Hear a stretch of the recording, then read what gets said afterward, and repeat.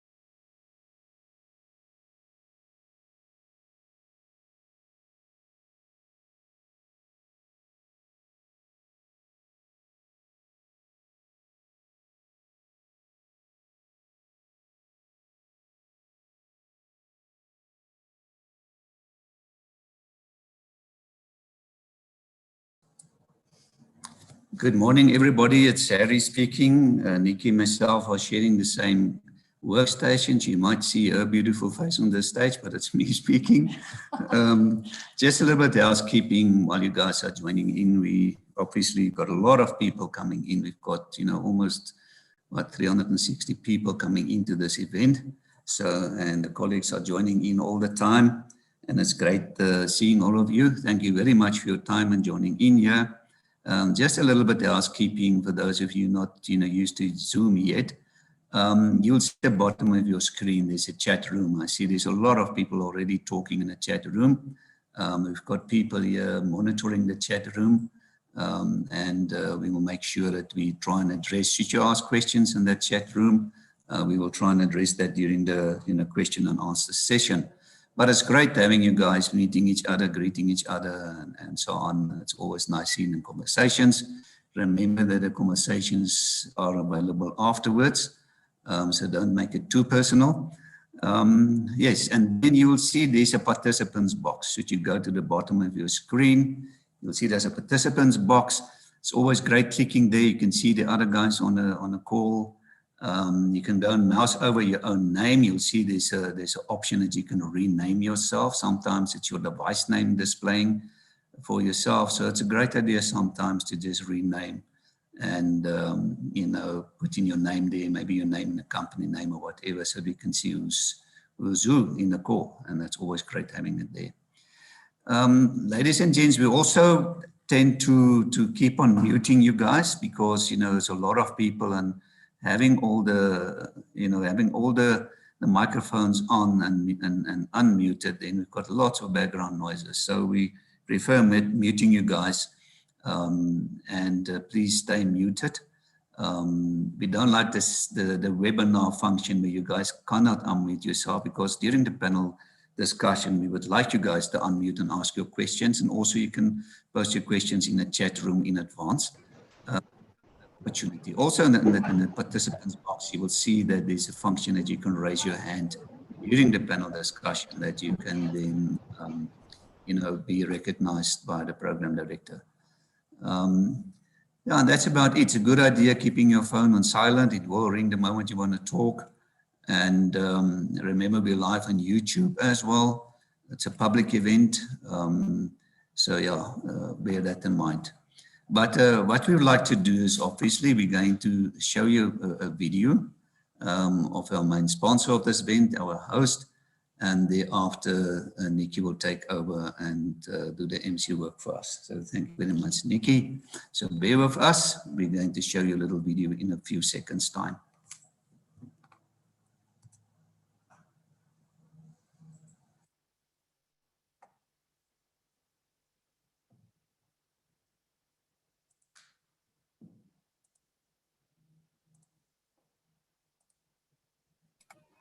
Good morning.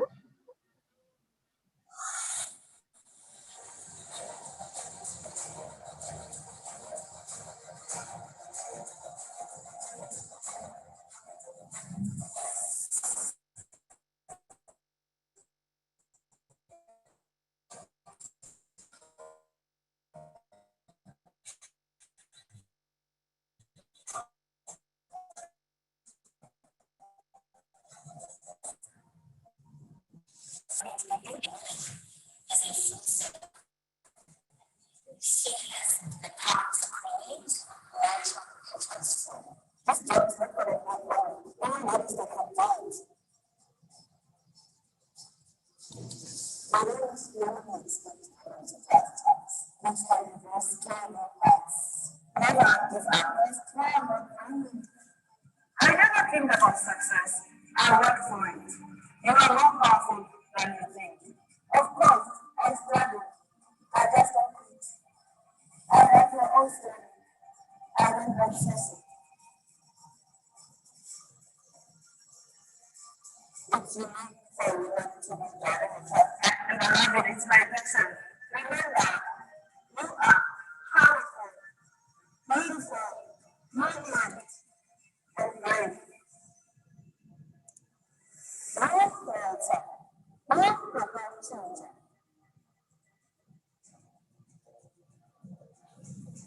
I am a strong woman. I dream big and stay focused.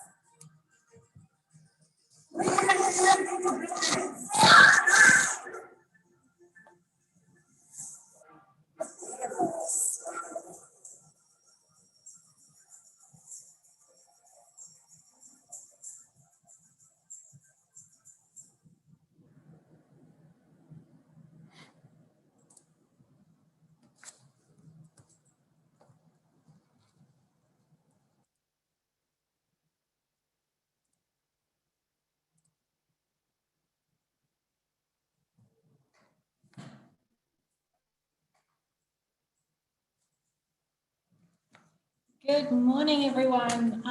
Thank you so much for taking the time to spend with us. I know you could have been in many different other places this morning.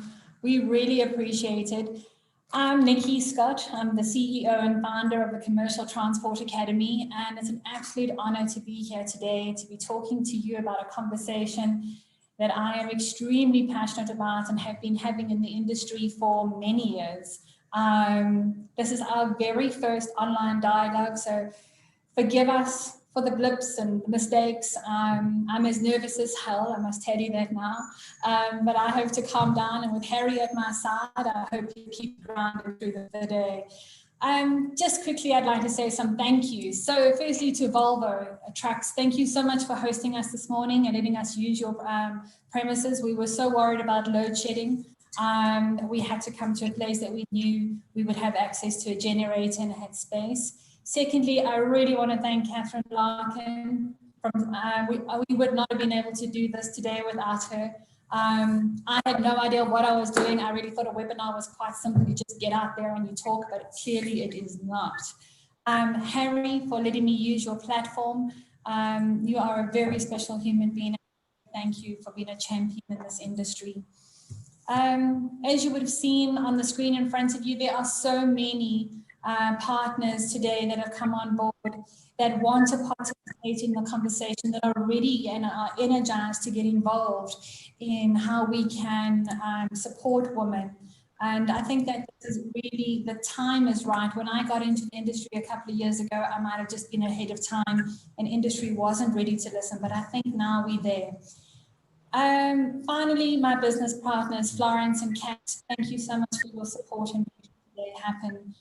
So let's get going with the event. How today will run is we're going to have a man who needs no introduction from me, Mr. Gavin Kelly, chatting to us about the industry and the state of the industry and how women and men fit into the industry. From there, we will go on to Elka from Hollard, and she will do a presentation on Hollard and how we're heroes and how they would also like to support women in the industry and how they feel there is a role for women in the industry. Once those two presentations have concluded, we will go into a Q&A, which is basically myself chatting to Valencia from Volvo, Melanie from Unitrans, Gary from SA Express Parcel Association, Malcolm. What I would really, really appreciate is throughout the morning, if you could just pop questions through to us. If you didn't touch on something or you feel that maybe we could expand on an issue, let me know that we can address it. And also panelists, feel free to talk to one another. Okay, is everything all right? Okay, so I can carry on. So, Gavin, let's hear from you.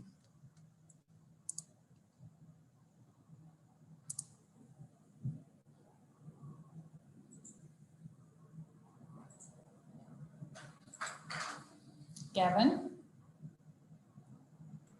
I think we're going to have gremlins all morning this morning. I was already saying good morning, but I think we're going to find that we're going to have a couple of gremlins creeping in all the time today. It seems to be one of those days. Can you all hear me? Just a thumbs up there, Nikki, if you can hear me. Then at least I know I've got one person listening. Can you hear me?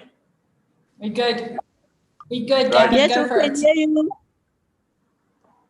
Great. I see there are some people whose microphones are still on. I can see it on my screen cutting in. So please, if everyone can mute.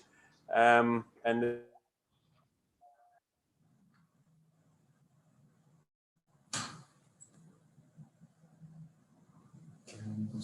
Gavin, you're muted. Gavin, you're muted. obviously something is happening here. Can you hear me now? We can hear you. Right, great.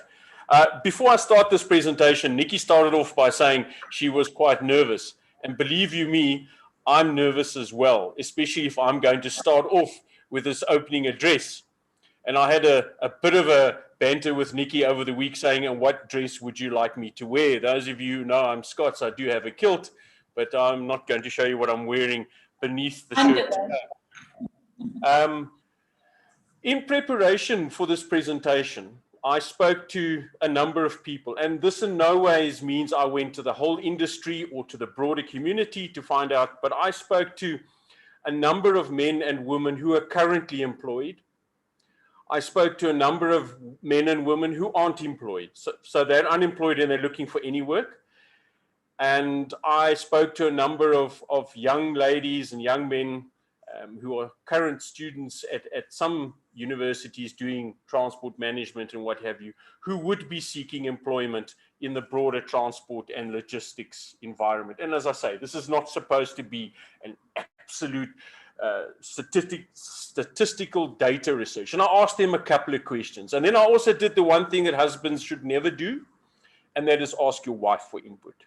Because it's actually quite interesting to hear what those who are very close to you have to say about their perception of the world. And I learned a couple of things in the last couple of weeks. The first thing that I learned is this is in actual fact quite an emotional thing, depending on which side of the fence you're on. Lots of views are driven by perceptions or urban legends. There's some very, very bad stories out there of what has happened in terms of women at work. But there are not many successes reported. And one of the things I thought was, but surely there are a number of tremendously fantastic successes. So, perhaps we're approaching this from the wrong angle. And let me get into my presentation now. So that's just a bit of a background to understand what's in my presentation and why I've said some things. And this is really about hearing what people have said, and perhaps we need to address these. So, and the first gremlin is there. There we go. What's the road freight sector about? Well, as we all know, it's one of those types of industries where it's 24/7 all the time. And it's driven by that motto of on time, every time. So it's really a pressurized sector, especially express parcels, but it's anywhere on time. It's supposed to be secure. It's supposed to be affordable. It operates irrespective of what's happened. And it was one of the few industries that even right through COVID and through snow in the Van Rieenen, through hail, you name it, it keeps going. What is true is that for drivers, and some people who aren't even drivers, they might be schedulers at a depot, they might be packers and loaders, there's a whole list.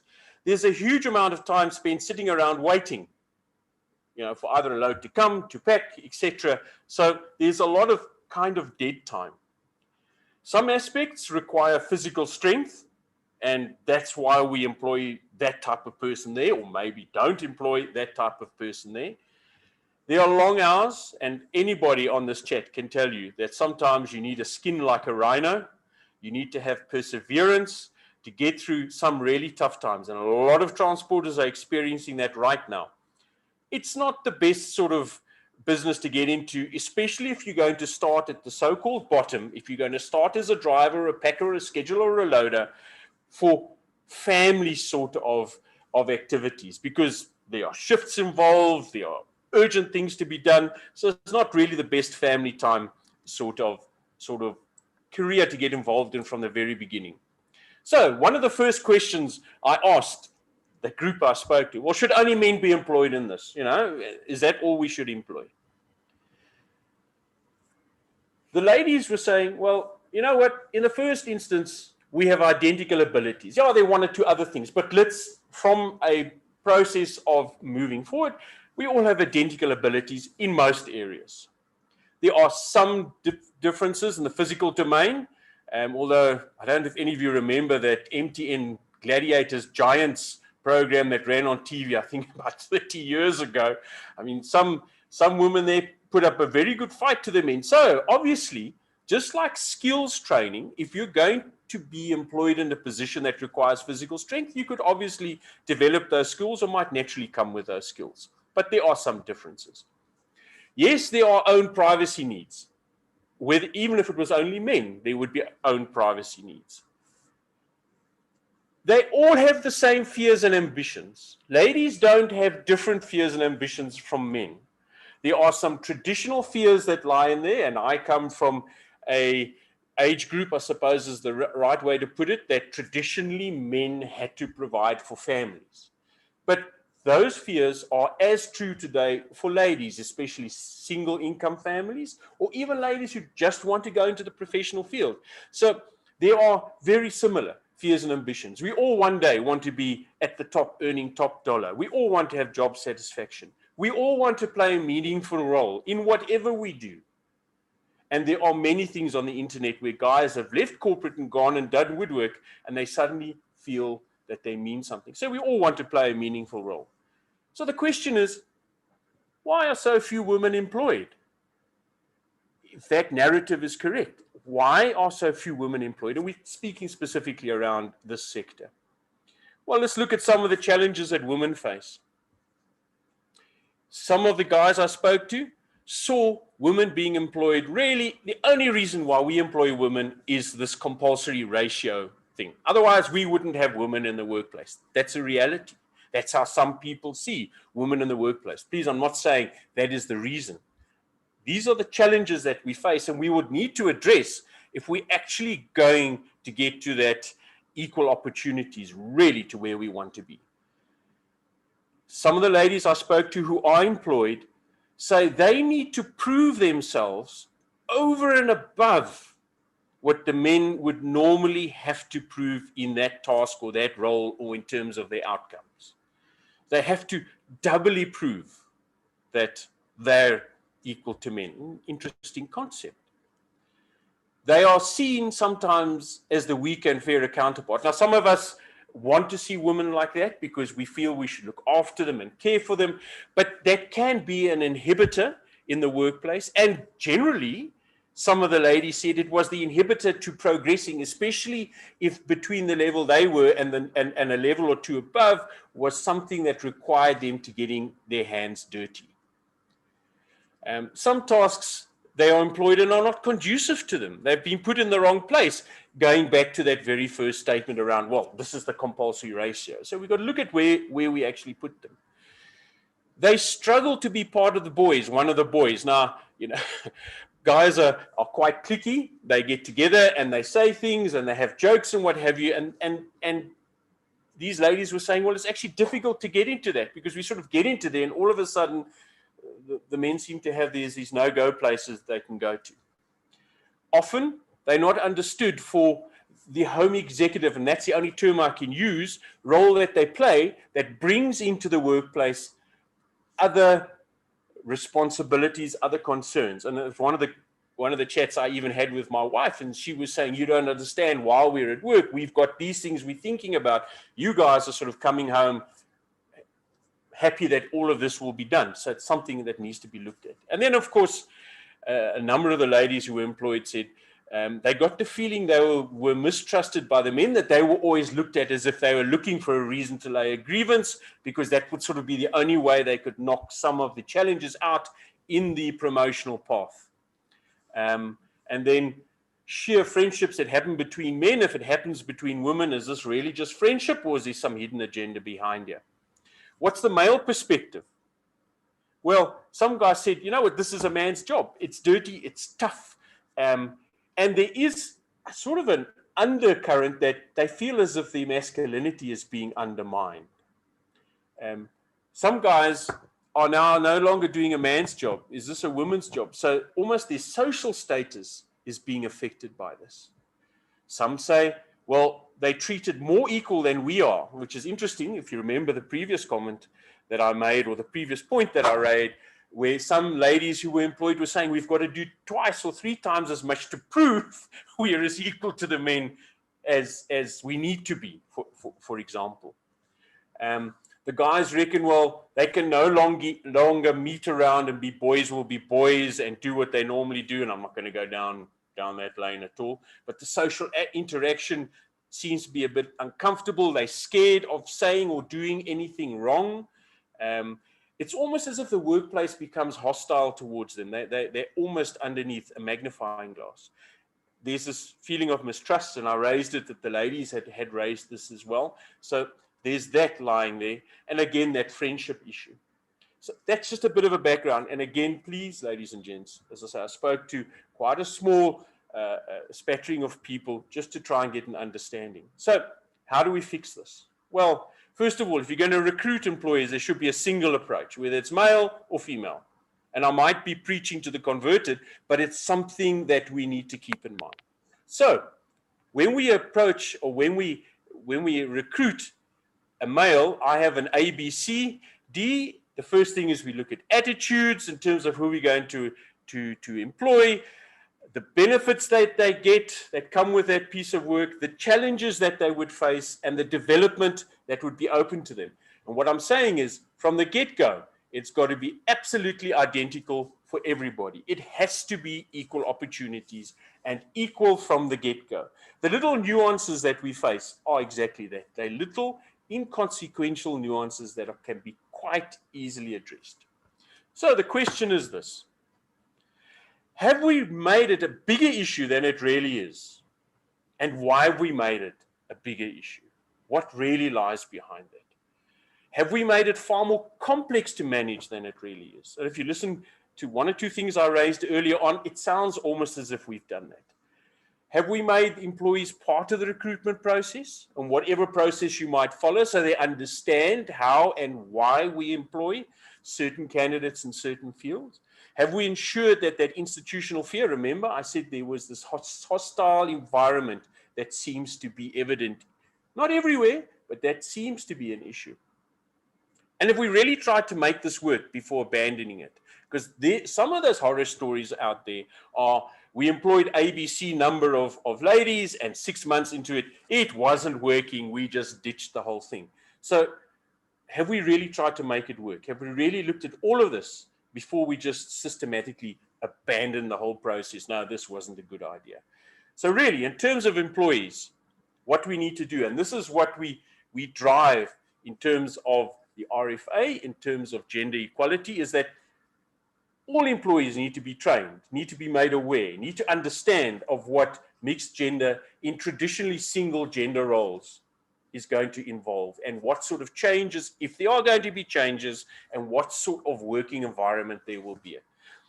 Employment contracts must be clear, especially in terms of the critical areas and what needs to be achieved, so that you can't have this feeling, this perception. And remember, perception is 9/10 of the truth, that I've got to work twice as hard to be equal to somebody. And it works both ways, ladies and gents. It works whether you're a male or a female going into the opposite style gender-dominated workplace. That is something we need to look at. Same with disciplinary processes, that we understand there isn't a special extra type of punishment, that the disciplinary process is uniform for everyone and gets applied uniformly. The same reasoning, the same, for want of a better word, processes need to be in place. Same with an offense management system. If you are doing driver management standby pools or reserve pools, that those rules need to be the same, that you can't adjust them and change them just to suit certain things in terms of employment, in terms of agenda, so that everyone is brushed with the same brush. And many of you probably do that, but that is again one of the areas. And the same around retraining and redevelopment, that you redevelop and retrain everybody if they make mistakes along the same way. And that's going to be important when ARTA comes into play, obviously. In terms of operations, study your contracts. They might require, and this is sometimes where this whole idea has arisen, or this belief has arisen, that this is just meeting minimum ratio requirements. Maybe contracts require this, so study this and make sure employees understand that in terms of this, it's included. I've spoken about standard operating procedures, but this is on the road that these are implemented are the same for everybody. That you retrain those technical type staff when it gets to cargo management. If physical... Evan, just check your time. Just check time, please. As my last slide, is required, that you ensure that proper training is done for that. So, for example, if you're doing abnormal loads and there's specific requirements that might require more physical strength, that people are prepared for that, that they're given the skills to do what they need to do. And then, of course, encourage and reward good examples, very important. And then verify or support through road transport quality systems that the RFA can help you with. That's it, Harry. Thank you very much.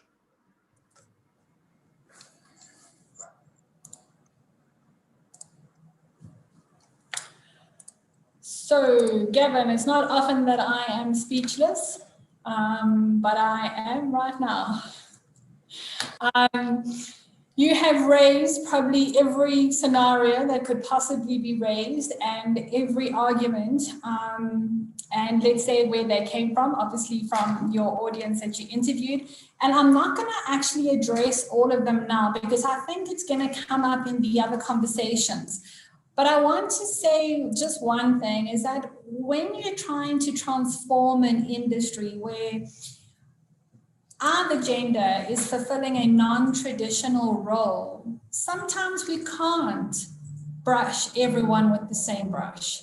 Sometimes we have to make special allowances. And I'm not talking allowances that compromise the operations of a business, but the allowances that would make it possible for that gender to actually enter the industry. And in this conversation, we are talking about women as truck drivers.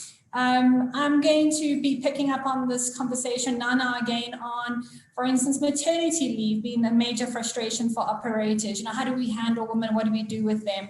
I'm not going to get controversial in the conversation, and I thank you very much for everything you've highlighted, because those are indeed the issues that I have seen and heard over the last 2 or 3 years that I have been engaging with operators, and you've laid it all out there. So I'm going to now ask that the rest of the speakers today, and I hope you were all listening, actually pick up and assist me in answering the huge amount of information that Gavin actually delivered today, and whether there are areas of that conversation that we can address. So let's go into Elke's presentation from Hollard.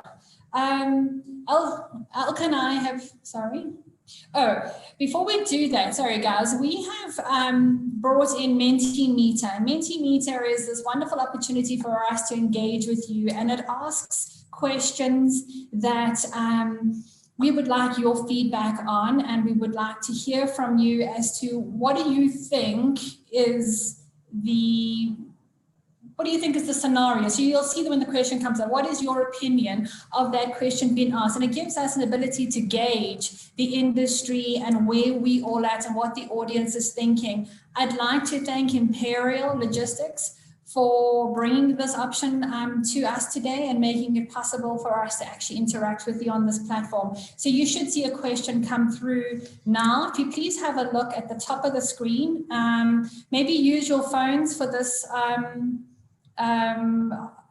process. Go to www.menti.com. Please, it's at the top of your screens.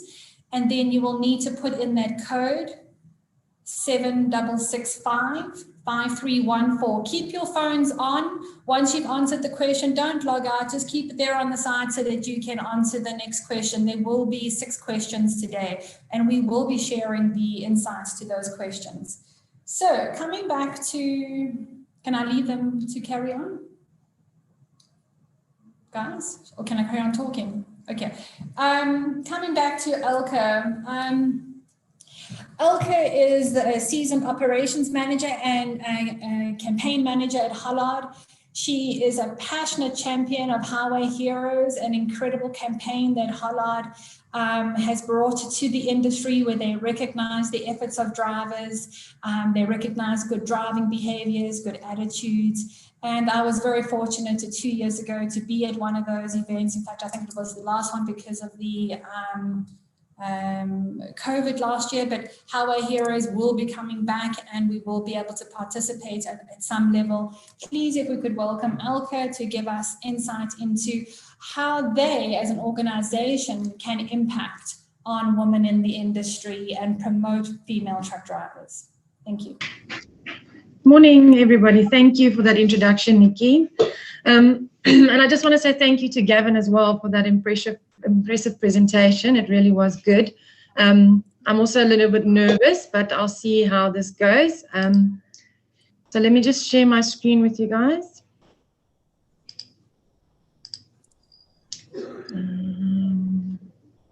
Just want to get that presentation.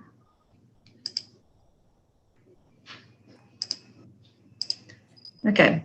Can you see what I'm displaying? Perfect. Perfect. Okay.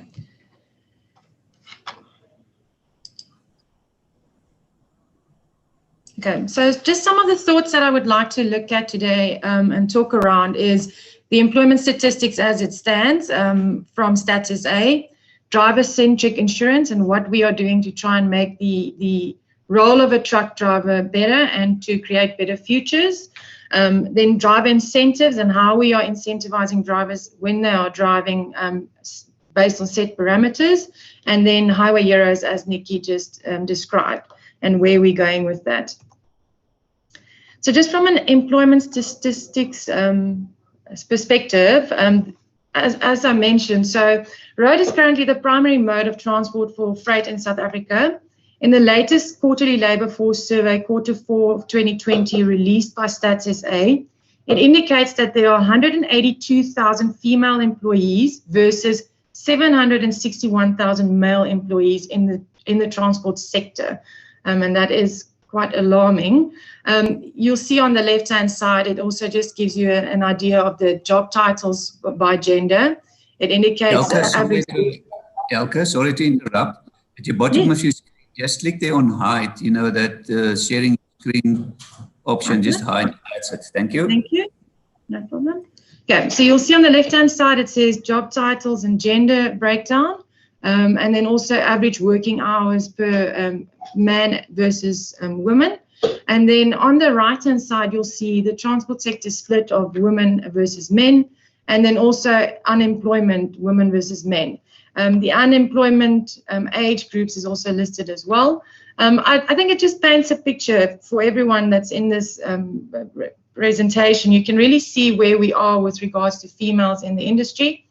And then in a report published by Status A in 2013, the findings indicated that road transport sector has predominantly male workforce that seemingly is influenced by various underpinning factors, which Gavin touched on.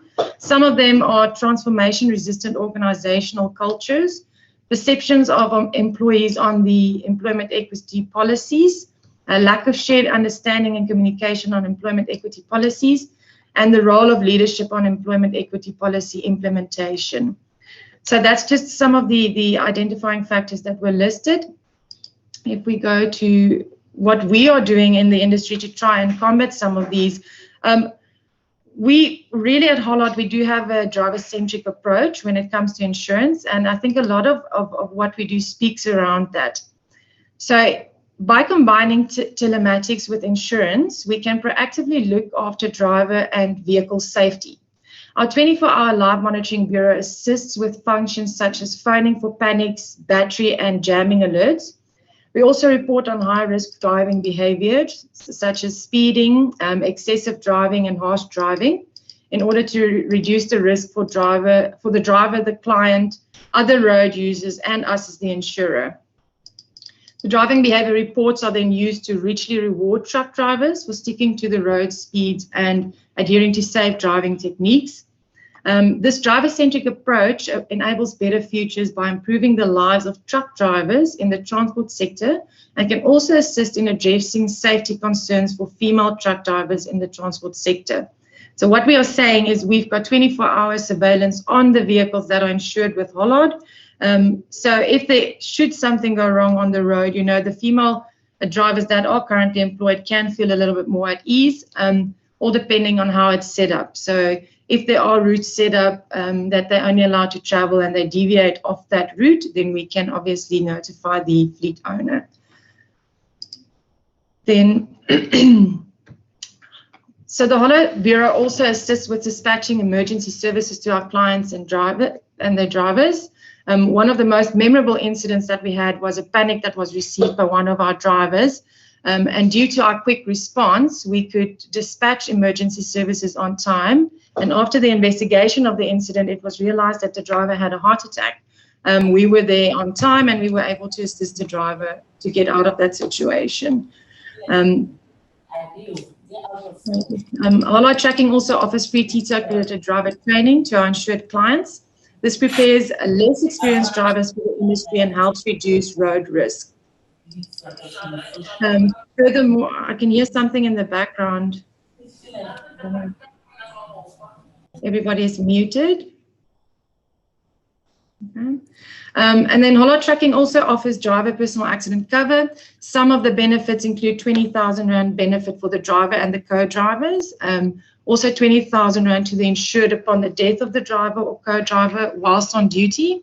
We also give 10,000 Rand towards hospitalization and an income protector of 5,000 Rand benefit for the drivers injured on duty. So that's just some of the benefits that we have out there that also looks after the truck drivers in the industry.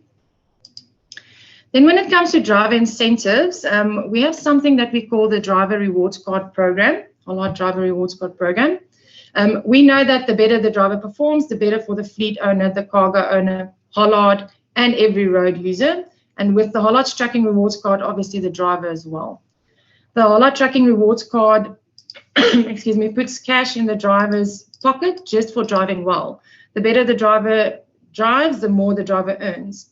The money can be spent at any retailer that accepts MasterCards, or the driver can save it up for something special, or for us, excuse me, items such as stationery, food, or clothing. And we've seen this with some of our payouts that the drivers actually do use it for stationery and those type of items. And we've paid out rewards of over 1.2 million to date. Okay. Then I had a short video. I don't think I'm going to play it now, purely because of the sound issues in the previous video. I'm just going to jump to Highway Heroes. So on top of the rewards card that we are offering at the moment, we've got an annual competition where we recognize truck drivers in the industry. So we reward the best truck driver based on the driving behaviors, and we've paid up to 700K to date in prize money. It's a very prestigious award, and it's a ceremony based for drivers. We're looking at launching this again mid-2021, and in collaboration with our partners, we're aiming to launch a female driver category as well. This is a bit of a discussion point that we need to talk on around as well, Nikki, purely because in the past we've struggled to find female entrants, and we really want to get the transporters to enter more female drivers going forward. And then just a little bit of feedback from our Highway Heroes, our previous Highway Heroes on COVID and the effects that COVID had on them. So Martin was concerned about being a diabetic, and a fear shared by his wife as well. He says that stringent safety rules put him at ease. Temba says nothing has changed except that you need to do a lot of paperwork and sanitize a lot. I think we can all agree with that. And then Stephen says that the biggest worry was people taking things for granted, and for this reason he stays in his truck where possible. And then lastly, there was a few questions posed by Nikki around insurance and how we are assisting female drivers in the industry. So the first question would be, I would like Hollard to confirm if they stipulate the minimum driving experience a driver must have when underwriting a policy. And the answer to that is no. When an underwriter imposes too many underwriting restrictions and punitive excesses, clients can simply shop for the many other available options and less restrictive trucking policies. Hollard prefers to partner with new insureds from the policy inception, where we can include the risk management services as well. Monitoring via telematics, driver rewards cards programs, and driver training are a winning combination from our perspective. Then the second question that was posed was, how does Hollard view the risk profile of an organization embarking on learnerships or short skill programs to create a pipeline for recruitment, bearing in mind that these drivers would only have had their driver's licenses for less than a year before being allocated company vehicles. So Hollard would view this risk profile in a positive light. It would reflect an investment into human capital by the transporter. Hollard would hope to partner with such organizations as our philosophy for being driver-centric and caring deeply for our driver well-being would be aligned. And then just the last question as posed is, sorry, let me just go one back. Are there any legal obligations that an operator should be aware of when employing a newly qualified driver? And she's not referring to the reputational damage, but if a newly qualified driver had an accident with a third party and the driver was qualified in terms of having the correct license for the vehicle, but possibly did not have much driving experience, could the business be deemed to have been negligent? So from our perspective, not negligent from an insurance perspective. It would be very risky, though, to send a newly qualified driver from Joburg to Durban Port by her or himself without the assistance of a qualified driver who had mastered the trip already. So that's all from my side. You'll see the last slide is just on Highway Heroes. Watch this space, and we will obviously notify all our clients when we have all the nitty-gritty details in place. Thank you.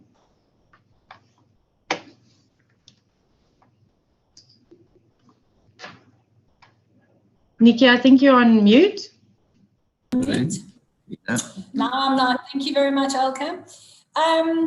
So, Elke, you know, I really appreciate you covering those last three questions around the risk profile of a driver, and to hear Hollard's perspective and support of organizations that want to engage in training initiatives. The reason I asked those three questions of you is the only way we are actually going to see an increase in the number of women participating as truck drivers is if we are able to enter them into the industry from a short skills or a learnership program. So I encountered many occasions sitting with transporters where they said, no, we couldn't take learners on. The risk profile was too great. Their insurers wouldn't handle it. And I think you've answered those questions perfectly for us. And I hope that message is very clear to everyone that is listening, because we know there are a lot of drivers out there. I mean, you only have to look around at the transporters. There's still drivers sitting at the gates. The drivers are on various WhatsApp platforms complaining about the fact that they can't keep jobs. Their jobs have been given to foreigners. You know, that whole debate that was going on, that there are enough drivers in South Africa. There are lots of drivers, to answer the question, but there's a lot of drivers that don't have the skill and the capability to safely operate an articulated vehicle on the South African roads, and even a smaller vehicle. And I think that if we can get behind these training programs, we can start to shift and transform the industry. Elke, I agree with you, it is an issue. We are going to struggle to find female entrants, but I really hope, I know there are organizations out there that do have women truck drivers. I'm talking to Tito when I say this, and I'm being very naughty and calling you out here, but Tito, we have applied to you for funding to do research. It is so critical that we get an understanding and get a grip of how many women are actually participating in the industry. How are they doing? How are they progressing? This information is critical to every transporter when they're making a decision on transforming their workforce and to guide their HR departments. So Elke, thank you once again. Hollard, thank you very much for your support today. Let's get into the next question on our Mentimeter. If you've got it open, if you can please go have a quick view.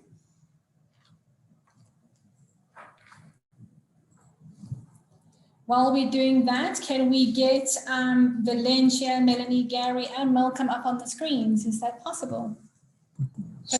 Cameras. If you can all switch on your cameras, please.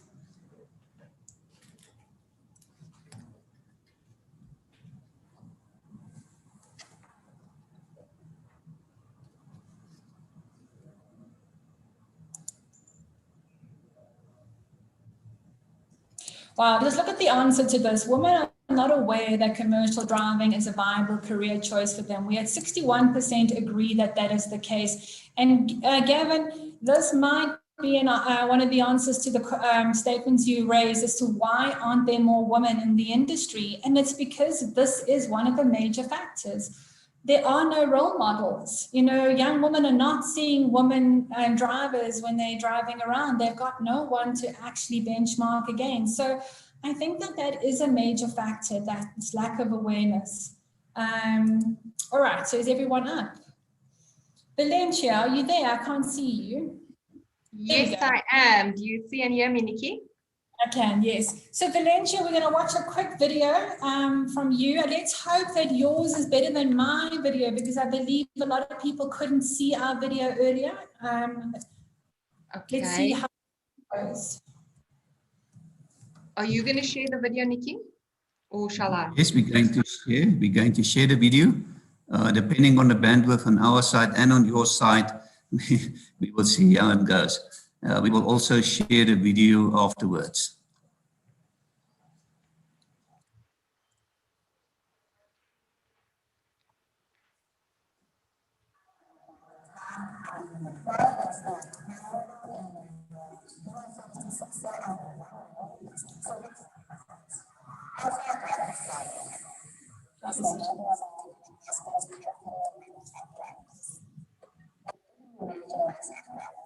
Nikki?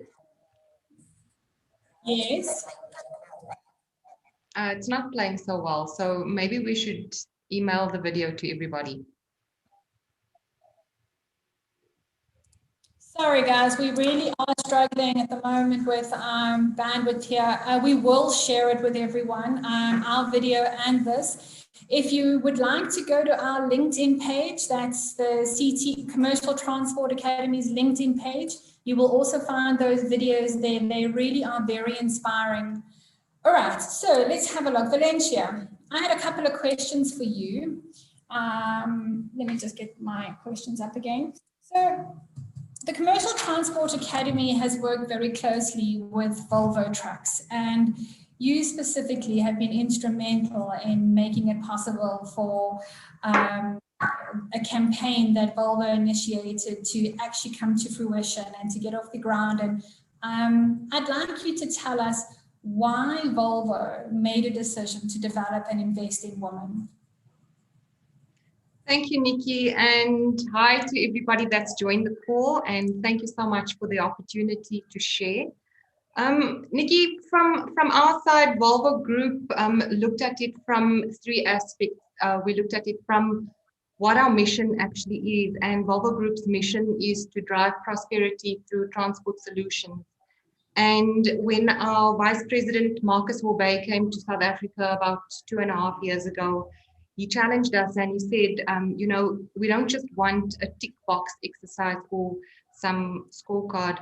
Let's look at, you know, how do we bridge the gap and what are the real challenges between our business strategy and also, you know, linking it to what society needs. So ultimately looking at the triple bottom line, which is people, purpose, and profit.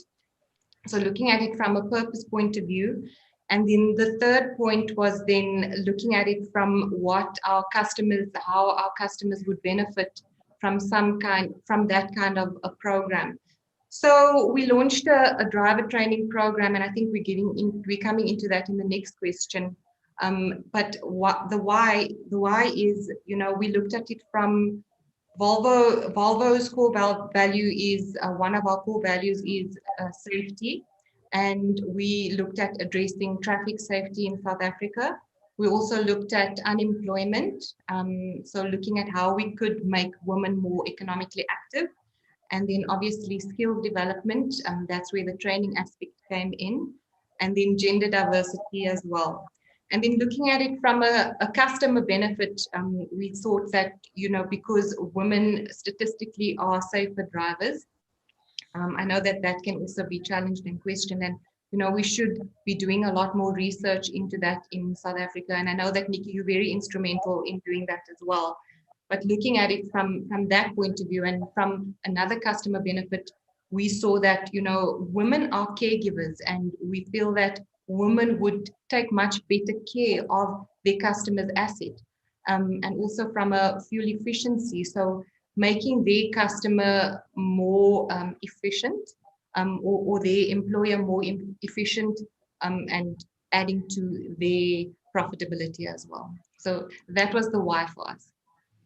I remember when I spoke to Marcus right in the beginning of this program, which we're going to speak about now, Marcus chatted to a number of the Volvo customers and asked them why there weren't more women in the industry and would they employ them.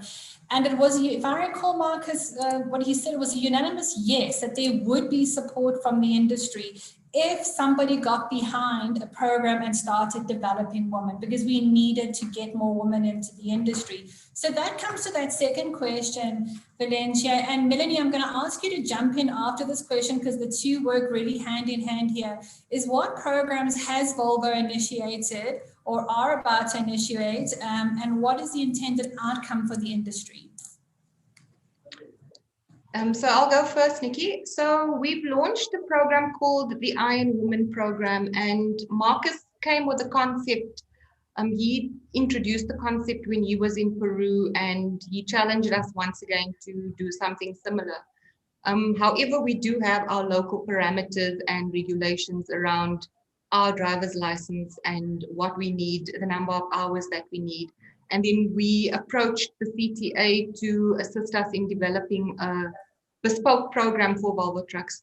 So our program is focused on not only theory, but also we've got practical training, and we partner with One Logics there, Truck Logics, to do that training. So it's a combination then of on the job training as well as theory.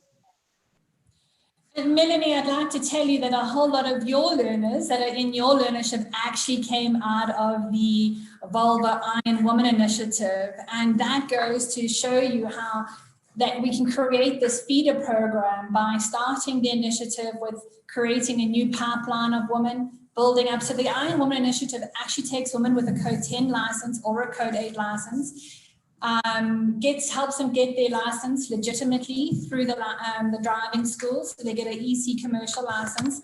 And then and I'm so grateful to One Logics for doing this, because it's at enormous risk to them. They take our brand new drivers. I mean, they literally have 16 to 18 hours of driving, and they incubate them, and with Malcolm's keen eye, they develop those drivers to the point that they can then enter into the next phase of their career, which is entering into learnership. So can you tell us, you running a learnership now for women, what was the vision? Sorry, that question is wrong. I actually changed it, but let me carry on. What was the vision for Unitrans to develop female truck drivers? Hi, Nikki, and hello to all our participants today. I must say you don't sound a bit nervous compared to what you said in the beginning. But yeah, thank you for trying to help us put perspective to why we've engaged in learnerships in our industry. For us, it's been a journey. I think I must say that. I think, Nikki, you and I have been talking for years. And that journey really mirrors the organization, the leadership journey, the readiness of the organization, most importantly, to be able to partake in such an activity. So over the years, we've, professional driving learnership has been one of our milestone learnerships, because it does create a recruitment pool for us to employ from. And we have sort of tried to employ women where possible. And when I say that, it's really just from an application point. So we've had instances where there have been women in our learnerships before. But I think now we've restructured in the past 2 years. We've got a new leadership team, and I think we're ready for radical change. When I joined EXCO in 2019, I was the only female. And now we have 4 more phenomenal women that have joined the team. So it's readiness from the top. And we're saying, we want to go big. And with the learnership that we've partnered with you, we've combined our learnings with other programs that we've had in the past, as well as some research to look at what would be best. So the interesting fact is that the learnership with you has 75% women and 25% male, because we want to promote the right conversation and create the environment that would ready them better when they do enter the workforce, which is male dominated. Thanks, Melanie. We have, when Melanie approached us to run this learnership for them, as she meant that it's a blended classroom, it really is the perfect mix, and not necessarily in the quantities, but of having men and women in a learnership together, where they can help one another and they can work with one another. And I'm going to bring Gary in here. Gary, you've had a personal experience with running a learnership where you had to go through some change management elements in order to create the right environment for that learnership to succeed. Could you enlighten us a bit? I'm sorry, guys, I'm not introducing all my speakers. I'm being so rude about that. I do apologize. But there's, yeah, Gary, please carry on. Thanks, Nikki, and hello to everybody. I think, we are talking about transformation here. It's a form of transportation. Let's be honest. We've got a patriarchal society and we've got a patriarchal industry. So let's not hide around those facts. I'm fortunate enough to represent the courier industry, or the express logistics industry, which to some extent, because of the nature of the vehicles and the more customer-facing component of our drivers, we lend ourselves more and easier to employment of women. But it's also true to say, so I think if you looked at the overall profile of couriers, or courier companies rather, you'd see that there's quite a lot of gender parity in terms of total numbers. But when it comes to drivers, it's still a relatively unusual thing, although I think it's changing quite fast. And like Gavin, I canvassed our members and asked for opinions and so on, and I've got some sort of feedback. But personally, this issue is about change management. We need to change our viewpoints, the way that we manage, the way that we think. And so in any sort of transformation thing, you need to actually have a look at what are the roadblocks that are there. And there are so many, apart from mindsets and so on. But I think part of the issues that we have is that peer pressure on the shop floor is something that you must never underestimate. And I go back, Nikki, as you and I were talking, and I'm hoping to what you're referring to the days when we were taking on unemployed learners. And these were youngsters often out of school and bringing them into the workplace for the first time. And we actually, if you start to talk to people after a while, you'd find there was a complete disaster. Everybody said, we're not going to go down that route because they don't stay, they just bugger off as soon as they get an opportunity to earn more money, and it's just a waste of time. Well, we all learned from those experiences, and now it's one of where that when you take them on, you can't just throw them into the workforce. You can't just chuck them to the wolves. Their management, how do they behave towards them? Their peers, how did they behave towards them? In a patriarchal society, what you have is that women, first of all, you have male fear, and you've got to find a way around overcoming that they're not threatened by this event. And then when you've got the woman coming in there, not to mention difficulties like facilities and things like that. But I think attitudes are the key issue, and that's what you've got to change. You've got to provide mentorship. It's no good just chucking them in. They've got to have somewhere to go to. They've got to have somebody that can champion them in every workplace. They've got to have somebody that can protect them in cases, because as part of change, you can't just assume that you're at the end of the road. You're actually part of that journey. And so somebody has to be their hero. Somebody has to be able to talk for them, has to be able to listen to them and take what they're saying, and actually force change in the environment that they're working in.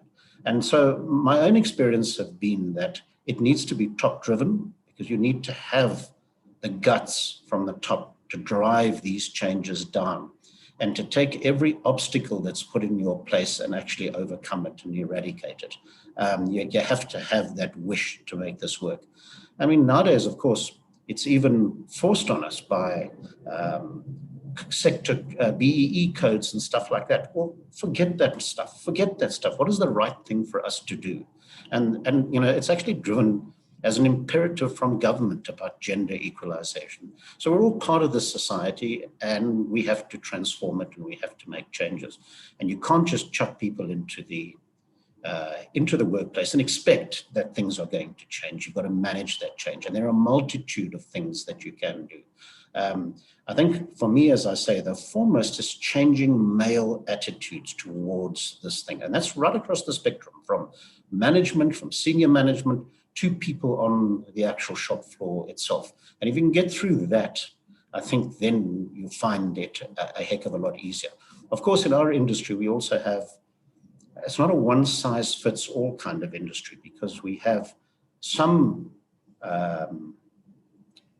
companies would specialize in, for example, e-commerce, and they will have smaller type vehicles, 1-ton vans and bakkies and so on, and they'll have hundreds, if not thousands of those out on the roads.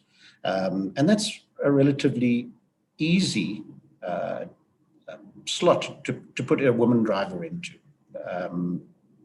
It's also really important that those women interact with customers more than your long-distance truck driver. Your long-distance truck driver that Gavin primarily deals with is a depot-to-depot kind of scenario. In the courier environment, our couriers are dealing with dozens and dozens of customers every single day.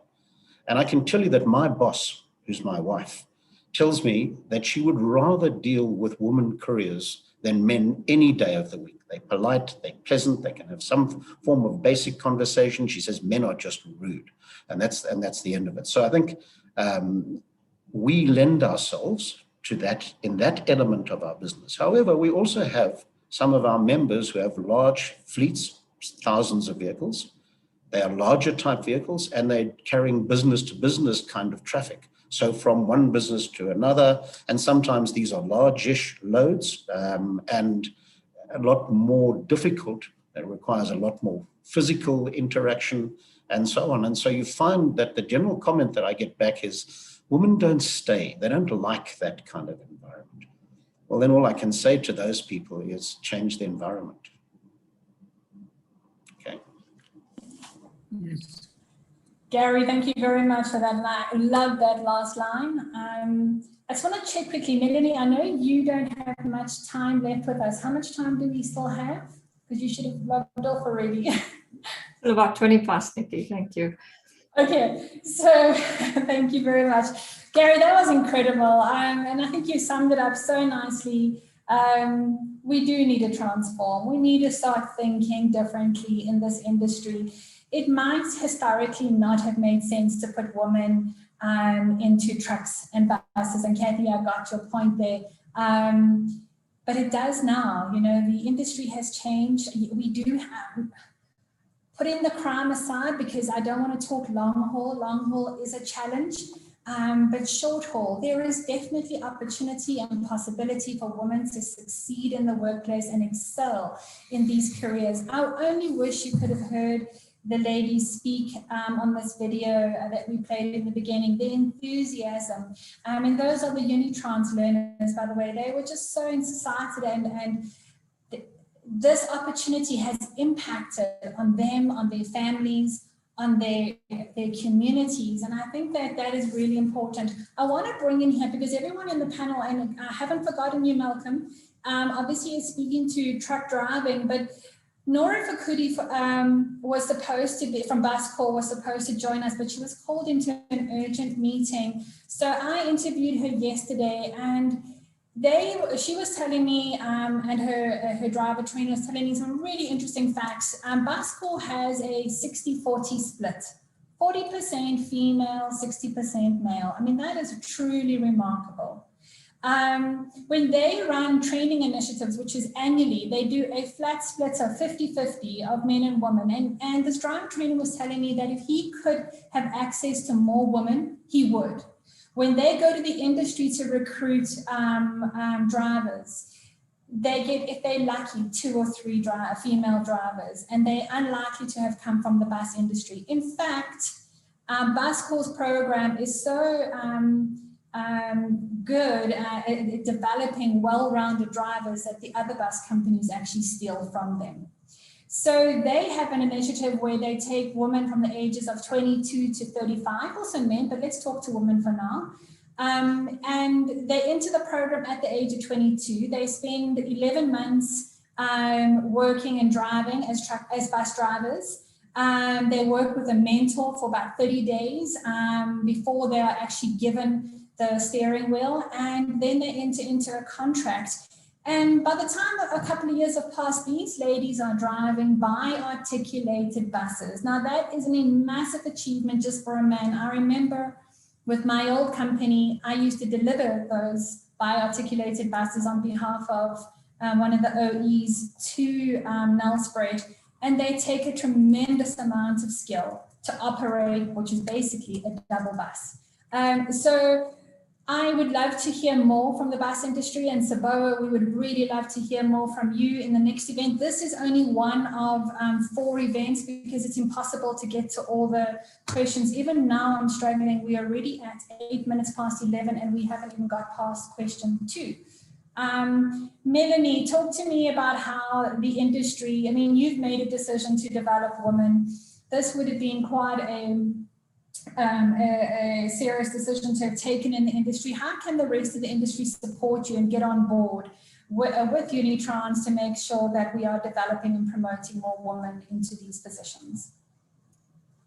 I think it has to be, like Gary was saying, it's change, but it has to be collective change.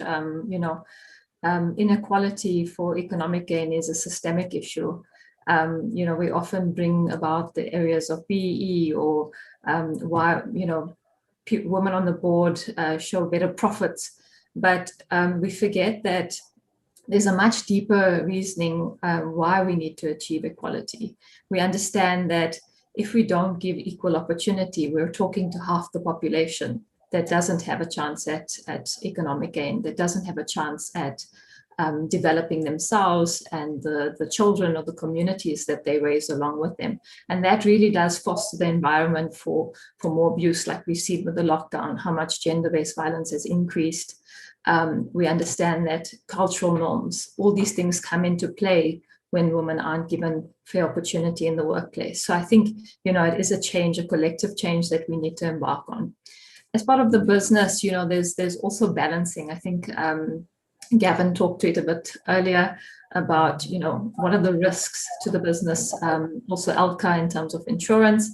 It's a big conversation because that's probably the first one that comes up when you talk about how do we introduce a woman without any experience into the business when you've got customers that, you are reliant to, and you've got these machines that cost a lot of money.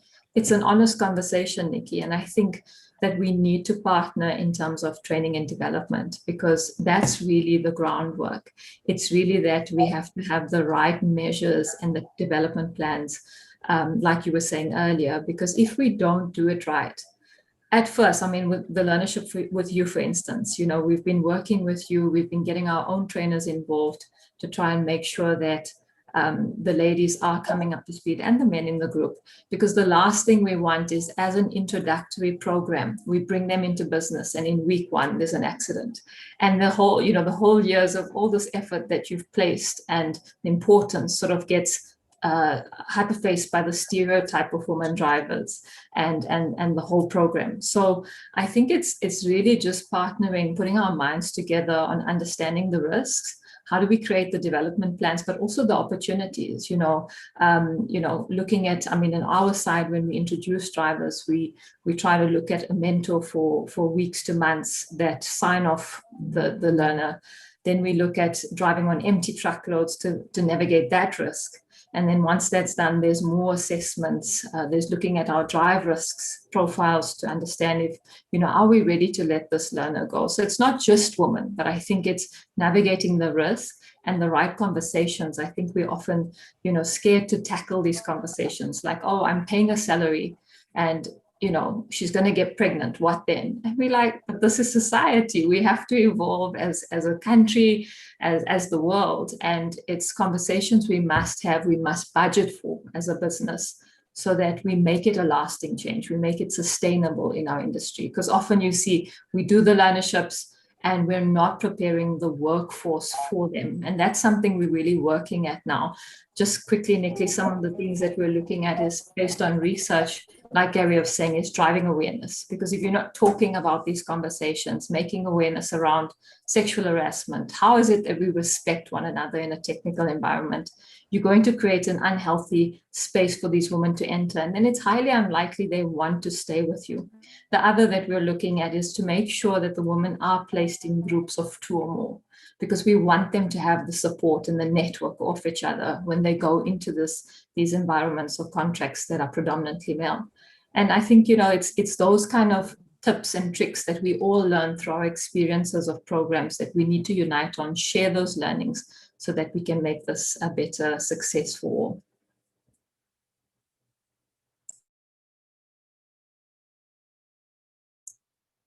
Did we lose Nikki? I think we lost Nikki. But I was going to raise my hand and I'll just chip in while Nikki's reconnects. It was music to my ears when Gary and you, Melanie, it's like you stole my notes here, because the question was also to Volvo what we think industry can do. And Melanie, you mentioned, the systemic changes and the ecosystem that all of our stakeholders need. It's not just one participant. And like I see what you guys are doing at Unitrans, we can do our bit in getting them trained, getting their license, doing the minimum. But then we need to pass the baton on to companies like you, Unitrans, to further assist, mentor, hold their hands, and then also speaking to the change management, and I was going to say, let's throw the question back at the industry and at the workplace and saying, what are you, industry, and your workplace doing to socialize the people in your company? What are we doing to get train this mixed gender and in terms of change management and getting the workplace ready for women? So that was my comment on that. So thank you. Great, Valencia. Nikki's back. Hey, Nikki. And I said, Valencia, you could just come and sit here and continue the day. Malcolm, talk to us. I sent you 3 questions and you won't believe it, I didn't bring them. So I'm really going to put you on the spot, dude. And I hope that we don't cross too many lines here with your HR department. But I'm going to ask you a simple question. You have been very involved in the projects that the CTA has been running. You have held the hands of crying ladies, crying men too, that had to deal with some of the ladies on convoys. How have you found the integration process? Or how has it evolved for you over the various programs that I have introduced to TruckLogix, OneLogix? Okay, thanks. Morning, everybody. It's been a very good run with us. I think we got a very good ops team, management team, and an HR team that were really put hands on deck with everything that went along. Of course, we had to change some policies and do some changes around it because we only had men that was on our platform. So with the ladies, we had to change like our sleepover accommodation places. We had to accommodate them on site and all that. But as Truck Logic, they always believe in continuous improvement and setting standard in the industry. The hosting of the learners for their workplace training present us with the opportunity to be part of a dynamic project, which would add value to our current and future operation as well as challenges to the status quo in the transport environment. So for us, getting on board was very good. And as I said, we've got a good form of management operations team, and people just made it happen when the ladies was here. And as you said, yes.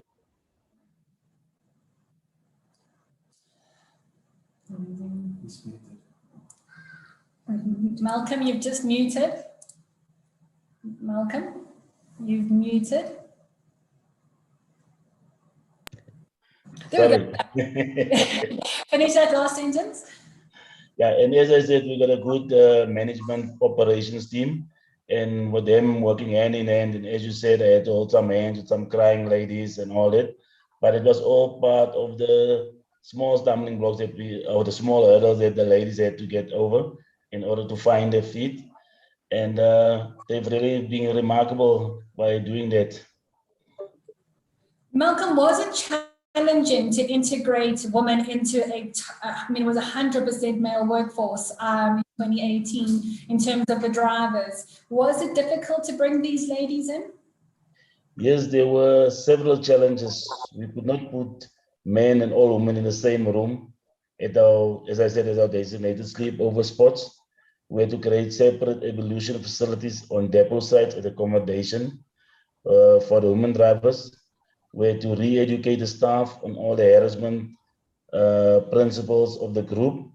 We had to ensure the safety of the learners on the road. Initially, we sent learners in convoy with other learners.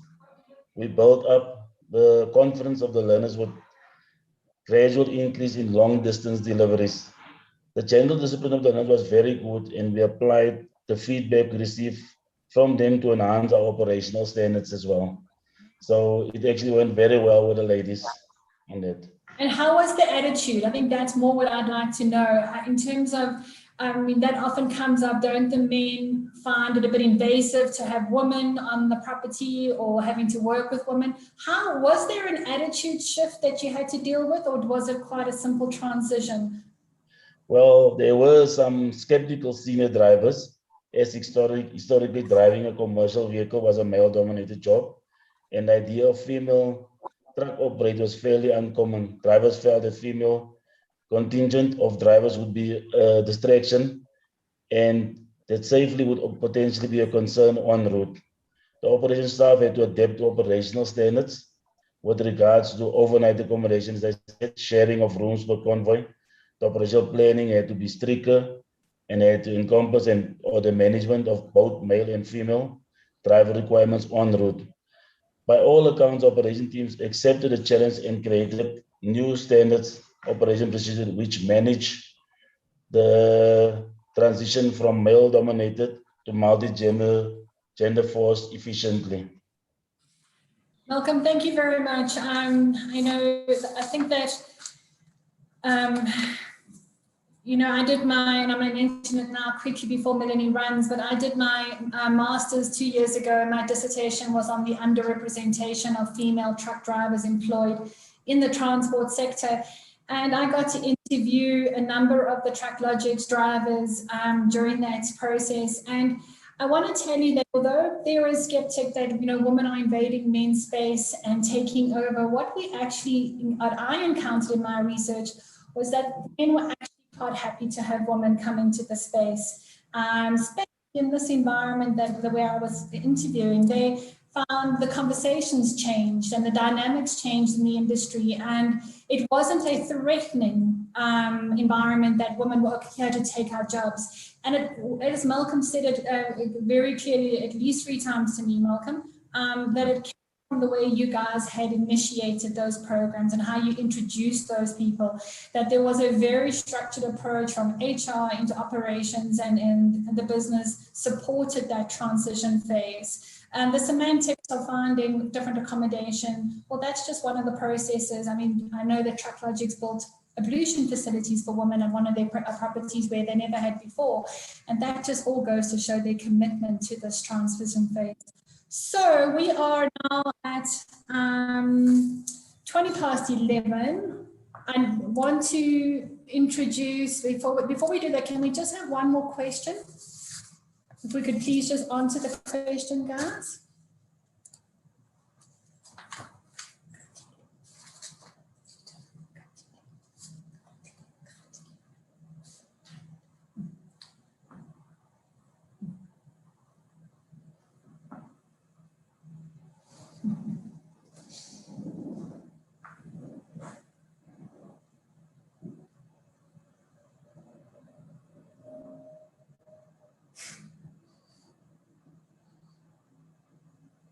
Well, there are the results. Now hold on, 36, let's stop there. We need some more 57s. 50. Look, either way, it is a positive response. The don't knows, don't you worry. If you phone me, we can have a conversation and I will quickly convince you. So moving along, as you continue there, Tita, we would love to hear from Tita.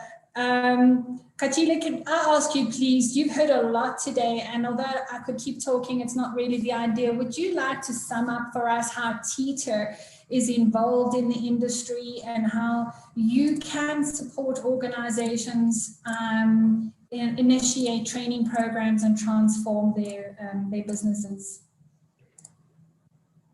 Well, thank you very much, Nikki. Am I audible? Can you hear me? Here we go. Great. Can you hear me? Can I just see a thumbs up? Yes. Thank you. Thank you. Thank you so much. Thank you very much to the organizers, Nikki, and the stakeholders for having us at Tita.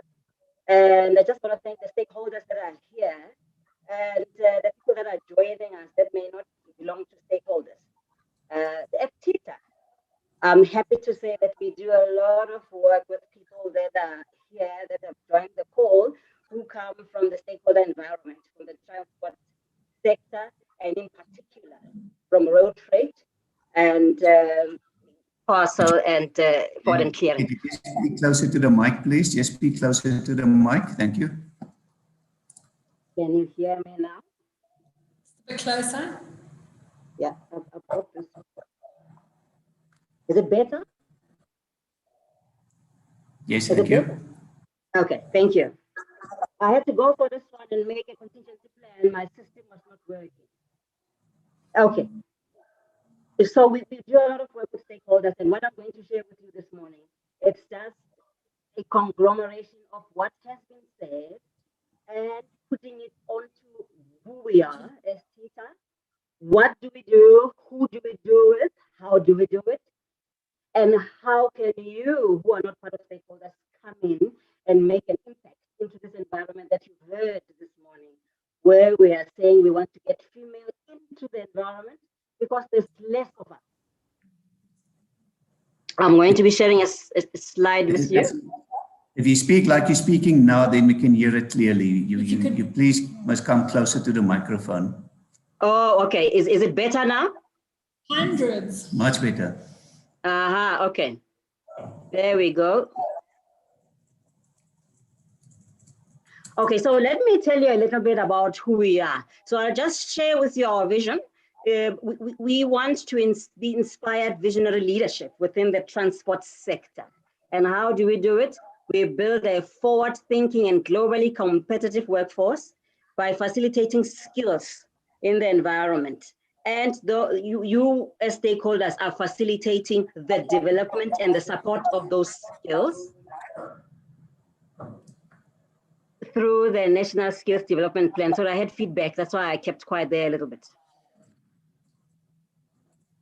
Okay, now we are segmented into about 8 sectors. So we've got aerospace this morning, forward and clearing, freight handling, road freight, rail, and the others, as you can see. But in particular this morning, we'll concentrate on road freight and forward and clearing. Atile, are you sharing a presentation? Yes, can you see it? No, we see you. So can you just go to share screen and share your presentation, please? Thank you. I will do that.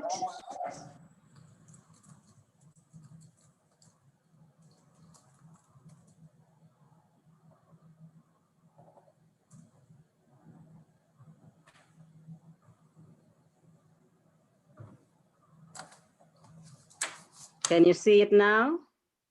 Almost.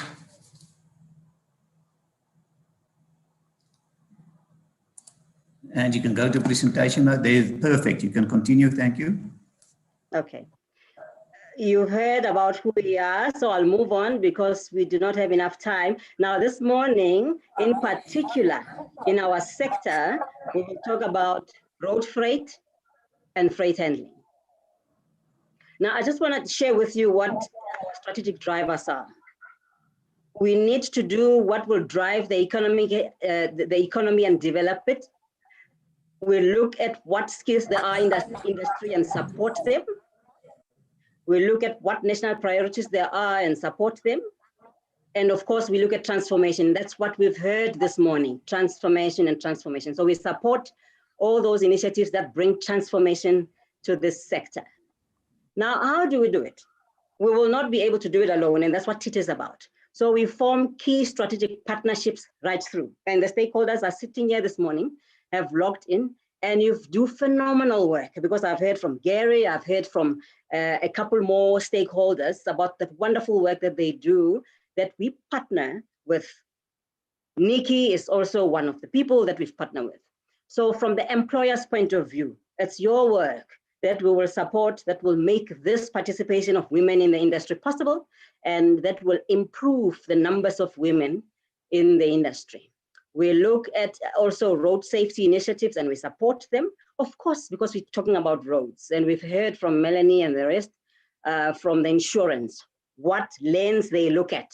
So we support those initiatives. We also look at rural environment, and we make sure that our tentacles stretch as far and wide across all 9 provinces. And of course, I saw in the chat, people asking, how do I venture into small and medium enterprises? We support that. And with the pandemic, it has showed us that it is important that we go digitization, and as the world moves, and we adapt with it. So we support all the initiatives on 4IR. So I just want to share with you this information you've heard earlier, that the women participation in the labor environment is very small. You see there that over 82% of people that are in the labor industry are male. Of course, this is Q1. You've heard from, I think it was Elka who shared about with Q4. But I want to peel this onion for you so we have at least what it means.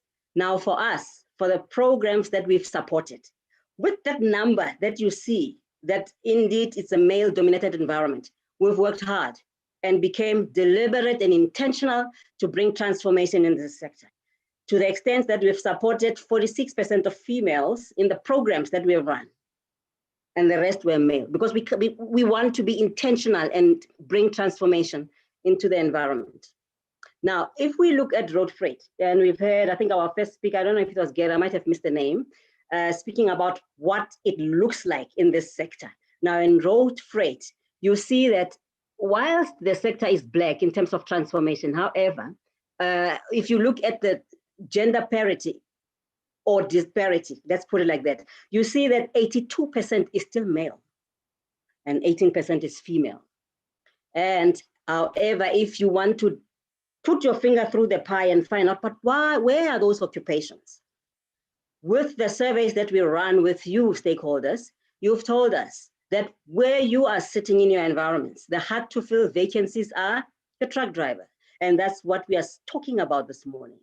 And that's how the list is looking like: warehouse manager, delivery driver. So, and that's in this sector.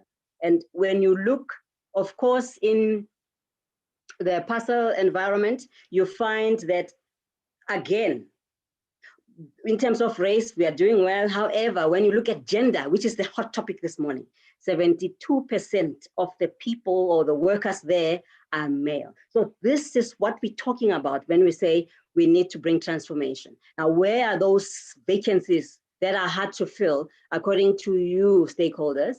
You've told us that it's in delivery drivers, it's in clearing and forwarding agents. dispatching receiver clerks, truck drivers in general, import and export administrators. So those are the areas where you need to make a targeted decision and deliberate if we are going to fill these vacancies. Now, if we look at what it looks like after you have trained those people that are in the environment through the funding that you might find from TITA or from any other SETA, this is what we find, that with women, while 90% of them would have been unemployed, but when you train them and you do a targeted approach, you will find that about 64% of them remain unemployed, but the difference then is there, that 32% of them become employed and 4% will study. But we don't see some self-employment there. Whereas with men, it's a different story. And you can see it, I'm not gonna repeat the numbers, but this is what it looks like, that we need to make targeted decisions and a targeted approach. Now, I wanted to share with you this slide because it's the information that you've given us when you submitted your annual training reports to us, telling us about all the training interventions that you've done. So you see that 31% of the training that you've done across in this industry is short courses. 26% or just 27% of it is regulatory training. And this is consistent with what was said earlier, to say, while you bring women in, train them. But let's train them to make sure that that 4% that we're talking about, that we need to make sure that we catapult or get to even with the number of men that we train is there. So this graph speaks for itself, and that comes from the annual training report or the work that you have done in your interventions at Skills at Work. Now, I just want to, let's share with you now why we are here. Our opportunities are aligned to the strategic goals that we talk about, which is economic development transformation. Remember them in the other slide, but they must address specific national priorities and they must support the national development plan. So which are those? Now, we will support anything that unlocks Asian economy. And I know we are talking about road freight here, but affect green economy, anything that you have that will affect the green economy or make an impact in road safety. We've heard about what the work that Hollard does. Anything that will support the rollout of AIDS programs, HIV and AIDS, we know that's the reality of the road transport industry that is very impacted by HIV. So we need all those programs that will support these workers. Provide leadership and development programs wherever you are in your work environment, those we support. And anything that advances small business development, those we support. And how do you get that to us? Send us, in fact, we have a couple of our people here from TITA who have logged in, and you can put in the chat if you've got questions, but that's what we do and that's who we are. So you go onto our website and you send your request and you will be sent the right forms so that you can be able to make this difference, this impact that we are talking about. I'm going to be stopping to share here. Nikki. I want to say that you're an amazing presenter. You really did with absolute style and grace, and that has been very informative. I'm surprised to see the numbers are still so low amongst women. Gary, popping in here as well, can you give us anything that might help us in terms of retaining more women that speaks to those TITA slides? Yeah, I think, again, it's transformation, and I think we're at the early start of a journey, Nikki. So a lot of as we progress and we learn more about how to overcome blockages, that'll become a natural effect. So I don't think, I mean, if you're talking about equalization, you have to be really careful, because if you end up alienating the existing people in the workforce, it's actually going to have set you back. So for me, this is about making progress. It's about pushing the agenda and making it as fast as you can without disrupting things ridiculously. So retaining people, again, I go back to the learnership things. You know, we now have to and do frequently retain 80+% of learners that come into the business. And that's not just by chance. It's actually by putting in place specific programs to make those learners succeed and to put them into permanent employment. And I think it's the same thing here. It honestly is. Yeah. Guys, I'd like to, we've still got 3 more questions. If I could just have those questions come up for me, another slide quickly. I think it's an interesting conversation, and honestly, I could tell you, I really appreciated the feedback and the clarity that you have created as to where TETA can actually support organizations. And also, you know, I don't know exactly who's listening, but you know, for somebody looking for a career that they want to go into within the transport and logistics industry, it makes sense that they go and have a look at those job vacancies, that they study in those fields. And it's not just about us as businesses trying to train and to fill those roles. I think there is opportunity for both in this case. So here is our next question. Drivers, line managers, and fleet managers are properly trained to work with female commercial drivers. Do we agree, disagree, strongly agree? Disagree. Sure. 77% disagree. This has to do with what Gary was saying just now, what Malcolm was saying as well. It's critical that we have any change or transformation that we're looking to see starts from the top, and it reaches the lowest levels of the organization. It needs to be embedded in the organizational culture if you truly want to affect change. And I think it's incredibly interesting. Can I do one more before I ask to speak from, have a look at these questions? And is Patrick still going to talk to us?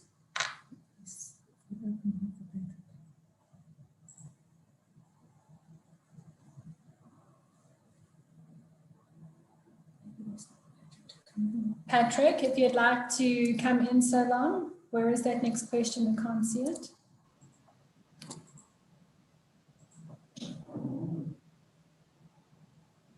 There we go. The image of being a commercial driver makes women not want to enter the industry. Fantastic, 67%. This was actually, well, that just changed. Wow. Strongly agree, 22%. I think Gavin actually said it to me a little while ago that the industry at the moment is really so stressed. All these riots, the strikes, the burning of trucks, the driver safety has become such an issue that on its own is an issue to deal with. But when we're talking here about the image of the industry, we're talking about being a truck driver, you know, that has been on the road for long periods of time. There was always this idea that truck drivers were dirty and they poor buggers had to spend days and days on the road with little facilities, no infrastructure. And that was where we were going with that one. And I see we've really got the next question up. The image of being a commercial, no, that's the same one, sorry. So we're sitting there with a green, 37% agree.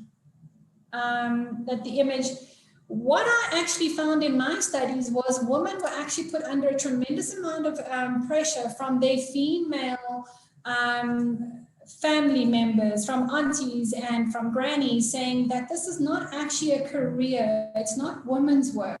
It was actually more of a cultural issue that came through, and the women that aspired to be truck and bus drivers, if they were committed to do it, they would do it anyway, irrespective. The image was not a deterrent for them, and I'm glad that's showing up here. Is Patrick there?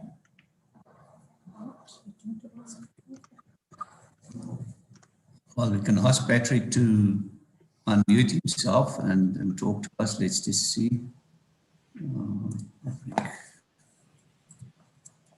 Kathy, I see you are very, very active at the moment. Would you like to add to the conversation? Because we're actually opening it now out to the audience if they would like to ask questions that we could answer. Hi, Nikki. Yeah, thank you. This is great. Love the presentations, love the debate. And I think more so as this debate is not day one of the debate, but what you've done is you've created the platform where many divergent views can be shared, which I think is fantastic. So I think it's not so much a question as to say that I would love this initiative to be more frequently set up, and also to bring in, broader stakeholders. I love what you've done. I think for this being a first platform engagement, I think it is a sterling outcome. I think it's marvelous. You know my views around the industry, around getting more women involved, and not just at a baseline level, but throughout the entire tier of transport. But I think for me, it's a combination of understanding that there is a huge need to create employment firstly, and then obviously to be more inclusive and to create opportunities that drivers, regardless of color, sex, race, anything like that, have the opportunity to be involved in the industry. So I think it's more just an observation that I think the platform has been fantastic. And I'd also like to see more concerted effort around the broader aspects of what troubles the industry, not just around women drivers, which is key. I think it's so important, and it's been neglected. But I think what you've done is fantastic. The debate is here, you've opened it, and we're in an environment where more and more people can actually participate. They can make their comments. So I think it's a great initiative. And I guess maybe Mr. O'Leary is online, because he always has some controversial comments to make, and so apt and so necessary. So thank you. I think it's an awesome platform. Thanks, Nikki. Thank you, Kathy. I really appreciate all those comments. You're right, it is the first one, and we were not sure where to take the conversation, but everyone's writing notes here as to where we're going to go through to create further, where we're going to go to create further dialogue, and maybe the next sessions will be more focused on specific topics rather than just having a general overview from multiple stakeholders. Patrick, are you there, my babes? Patrick? Patrick O'Leary from Fleet Watch, are you there?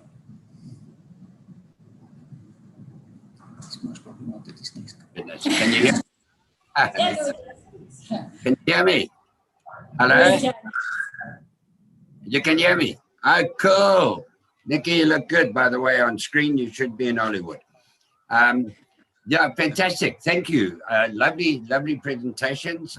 Gavin, you covered a lot of good ground there, but I don't think this is a comment, and perhaps to everybody out there, all the presenters and everything.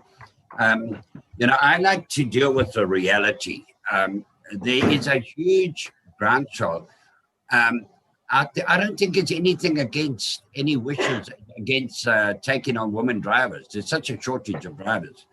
However, I think the realities out there are huge and really need to be tackled. For a start, and I address this as Tita, you mentioned that you address national priorities and support national development. The government doesn't even know that there is a trucking industry out there. It remains a Cinderella. It has been for years.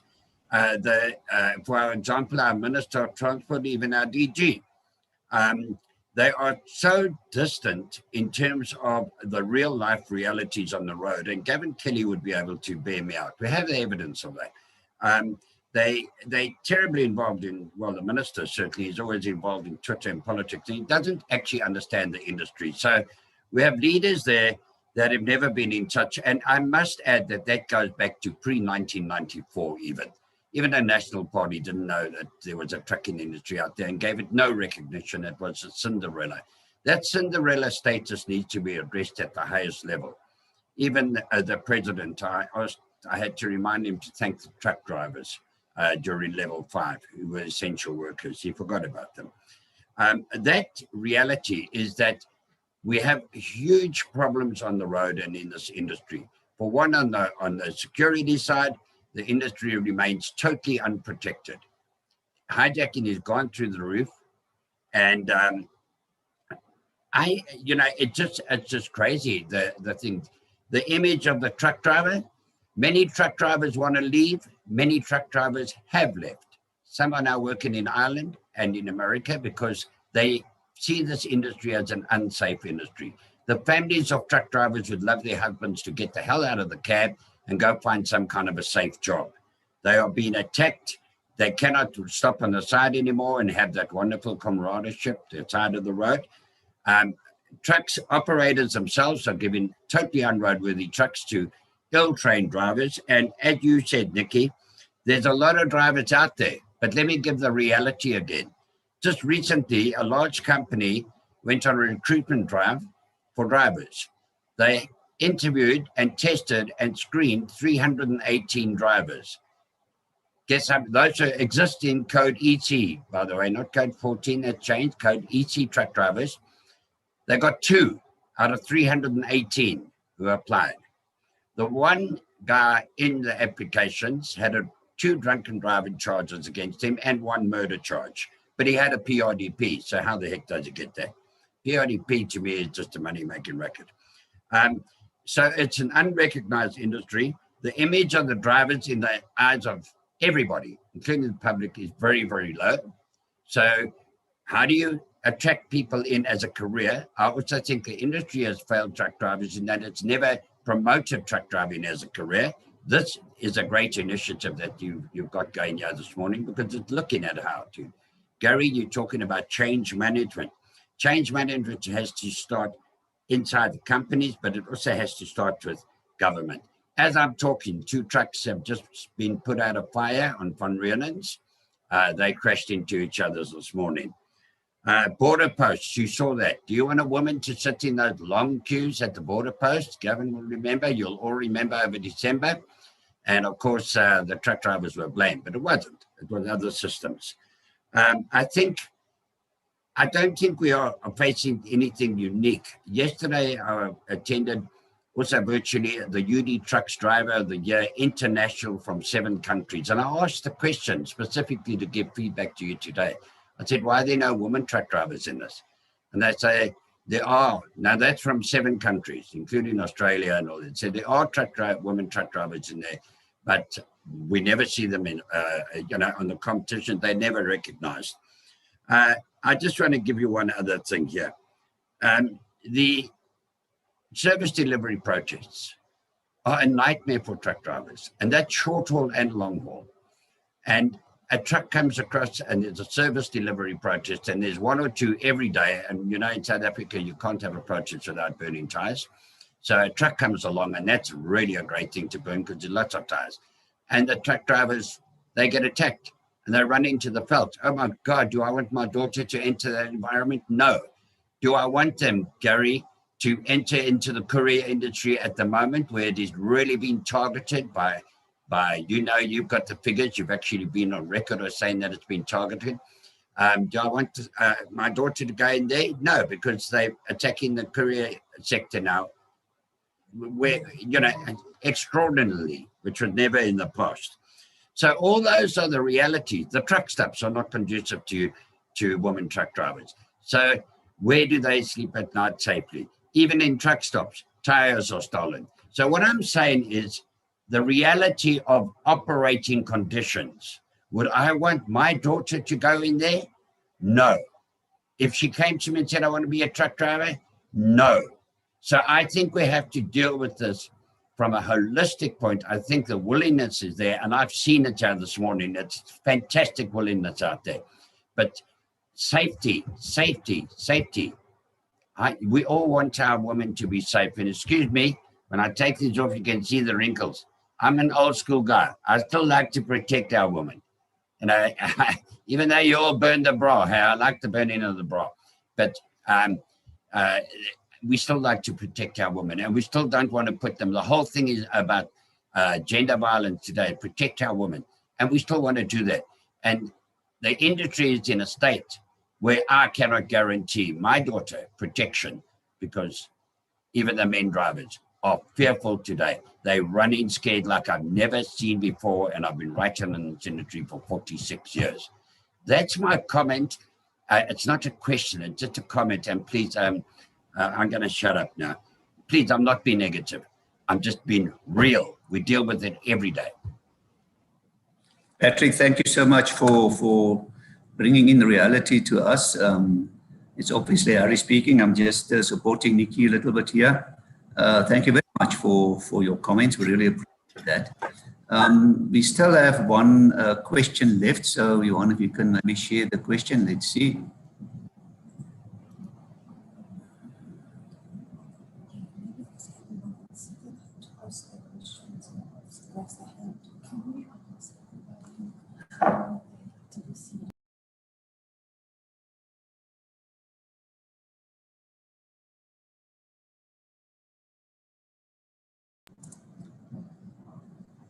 All right, interesting picture we're seeing there. Women want to be commercial drivers, but there aren't enough opportunities to do so. You can see 50%, 58, growing nicely there.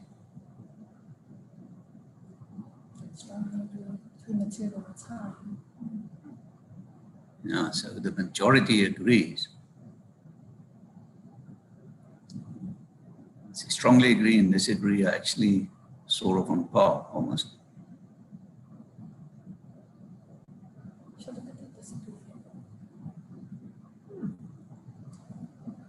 All right, interesting. There are a few people that disagree. All right, thank you very much for that. Guys, we would appreciate if you could post in the chat room as well how you see the way forward for this dialogue. What should we do to take this further, and the right thing to do, right things to do. We really appreciate that. We're going to do the discussions and dialogue. We've got a few minutes left. I would love to bring in our panelists, and Patrick, if you also can kindly be available to assist in answering some questions. We encourage you to go to the participants room, and then you can, in the participants room, you can raise your hand so that I can recognize you should you want to ask a question. So I'm going to bring in our panelists, and you know, if they can kindly participate in answering some questions. So in the meantime, you're welcome to raise your hand in the participants room.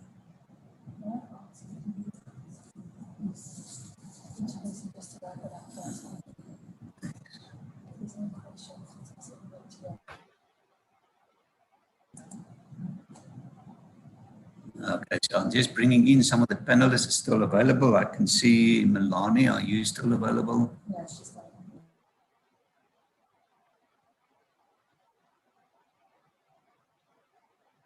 We have Malcolm, are you still available? If you can switch on your video perhaps. Okay. And Gavin.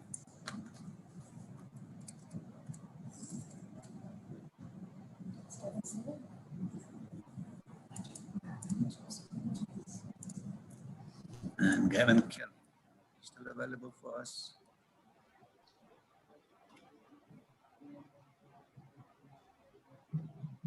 And Valencia is also there. Valencia, great stuff.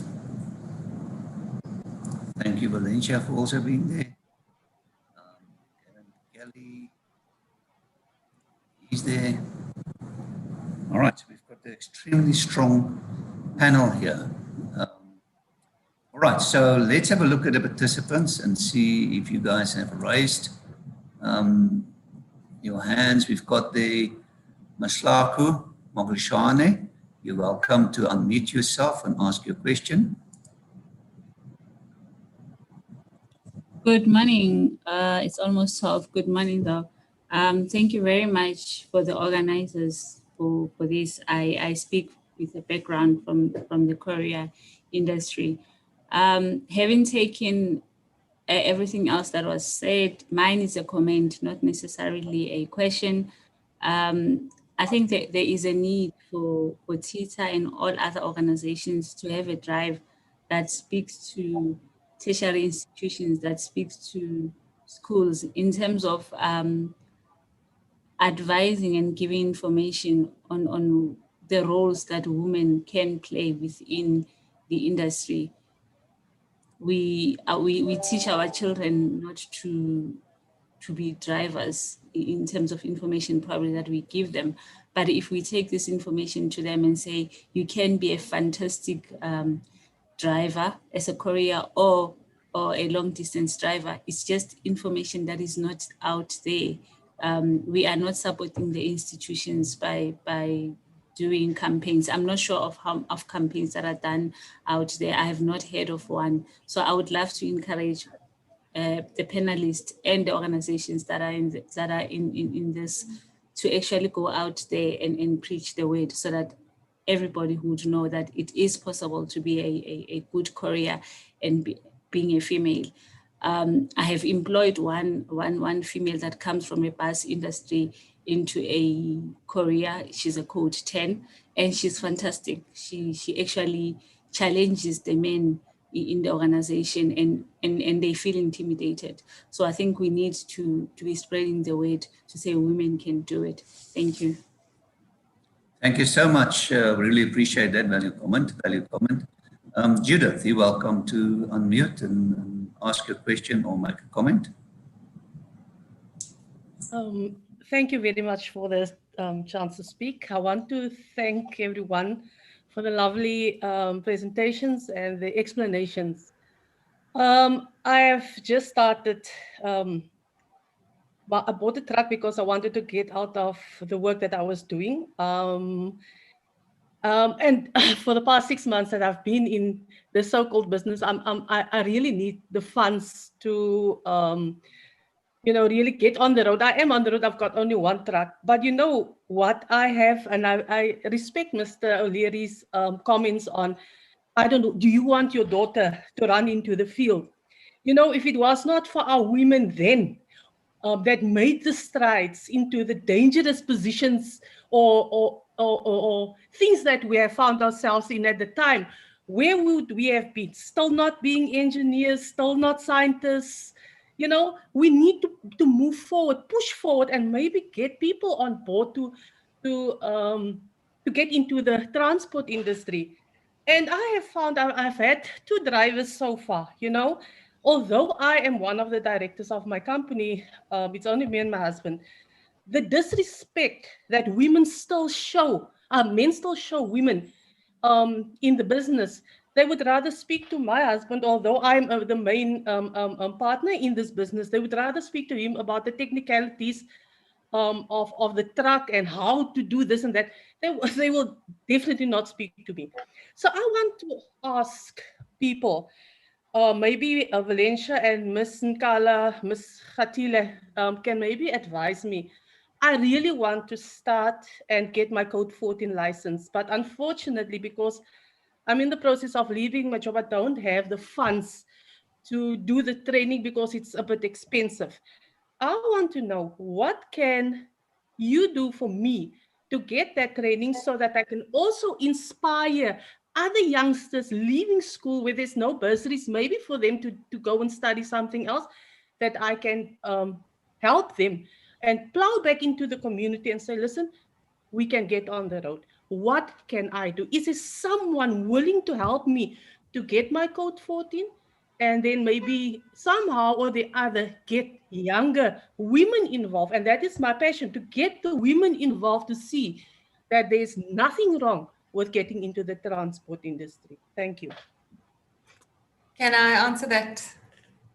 Yes, you can answer just now. Thank you, Valencia. Let's just make sure that we've taken all the questions, and then we will ask the panelists for closing remarks, and you can also include your response to this question or comment. Thank you very much for that. I don't know, Sarah Wright, do you want to make a comment? I see you unmuted.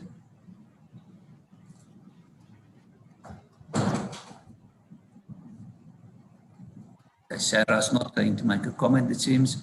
There's Nompulu Pumulelo.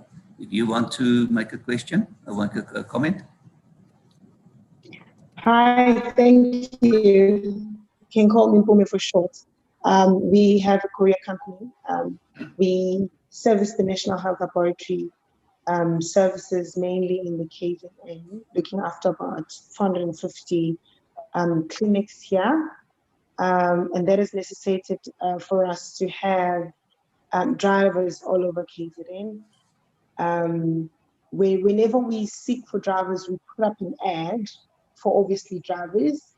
And we never really received female applicants, interestingly enough. Those that we have had in the past, we have employed 3 women in the time that we have serviced the NHLS. We still have 1 woman left. The other 2 had to leave the business. Similarly, with the same misconduct as men have had in the past. So from my experience, women drivers are equally the same as other, as their male counterparts. But more interestingly, we wanted to have more women represented in our company. We've considered a leadership program, but of course that does come with a cost. My question is, with TETA and maybe the organizations that are here, how can we possibly get assistance in terms of those leadership programs that could then allow us to have to take on more women into the business? Hollard has mentioned an amazing program with regards to driver recognition or driver incentives. I would also appreciate maybe advice in terms of how can one tap into that, because as most companies in this platform now would agree, employing drivers and actually ensuring that they keep to the rules of the road, the PDPs are in order. You can name a couple of things that go wrong in terms of managing drivers. It is so important to have an incentive program that actually works to create that good driver behavior. So I really appreciate advice on those 2 items, please. Thank you so much. Very valid questions. So what we will do now is we're going to ask the panelists for closing remarks, then kindly include, the comments being made by the previous 2 participants, and then we'll give Nikki the last word.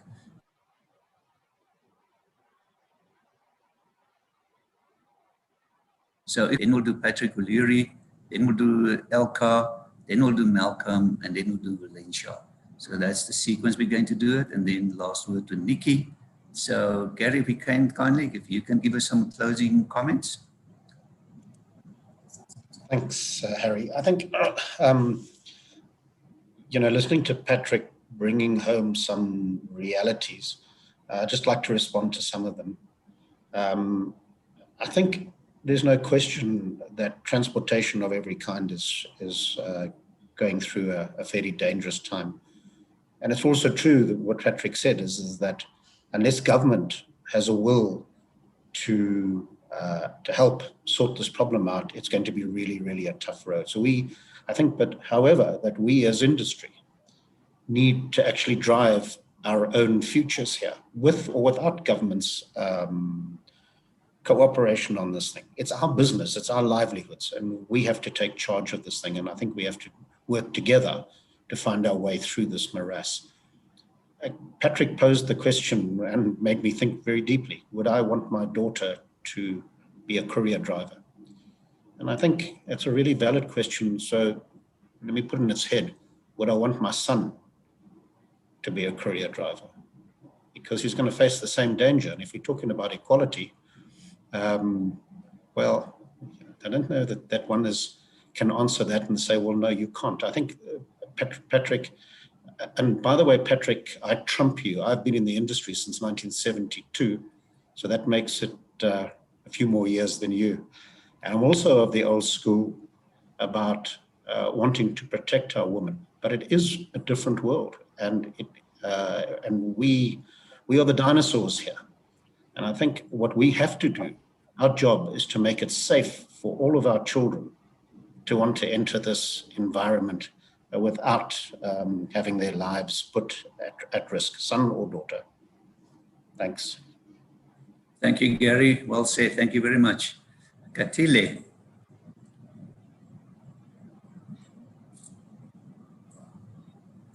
Thank you very much for the questions. Just a bit forward, closer to the microphone, please. Thank you very much there for the interactions. Can you hear me now? Yes, thank you. Okay. And the questions that have been asked.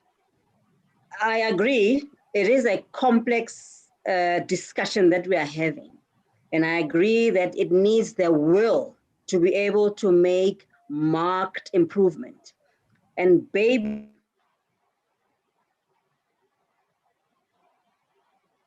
impact that we want to see in terms of change. Now, from us at TITA, we support stakeholders that are here that would like to run programs, be they of transformation, getting their environment ready in terms of creating awareness of the changes that are coming, in bringing in new employees that are females, or any other programs that are designed to bring change to the environment that Gary was speaking about earlier. We fund those. What we require, we said earlier, that it is through participation, through the participation of stakeholders, through employers, that would have strategies in place that want to make an impact into the environment, that we will participate with and help them to make that change in the environment. Remember, that change that they make in their own environment brings in a ripple effect, and it is that change that we will see in the sector. And that's what we support, and that's what we look out for at TITA. Thank you, Katile. Thank you for your time as well. I really appreciate that. Let's go to Thank you for having us. Thank you, Patrick. Yeah, thank you, Harry. Yeah, dinosaurs, eh? We are, eh? Yeah, but we still got such a life. It's got to make a big footprint. I just want to endorse something. I've got a private message from one of the attendants. I'm not going to mention her name because it seems private. Thank you, Patrick, for that. I have been truck driving for 5 years, and I've never felt more scared being on the roads than what I am right now. As a 25-year-old white female, I will not climb into my own truck without protection and or co-driver. I will be in touch with that particular lady as well, but she has private, so I'm not going to bid it.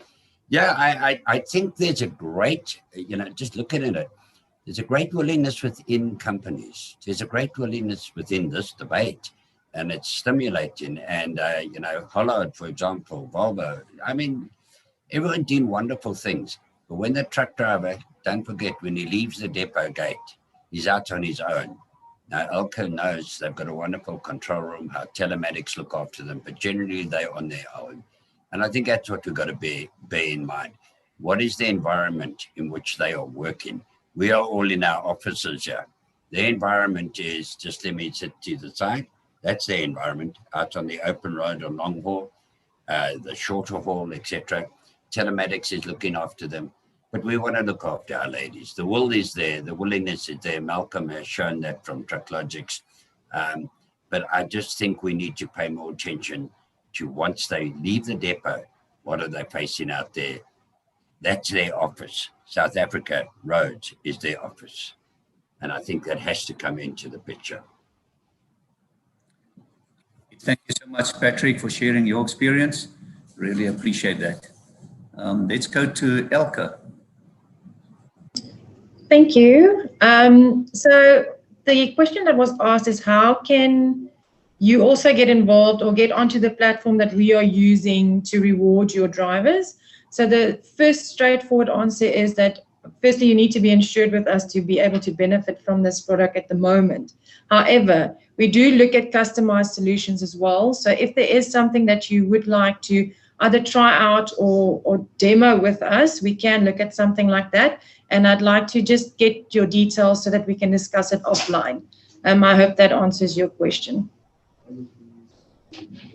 Thank you. Thank you, Elke. Much appreciated. Let's go to Malcolm. Okay, my advice to companies out there is a case study currently with Trucklogic.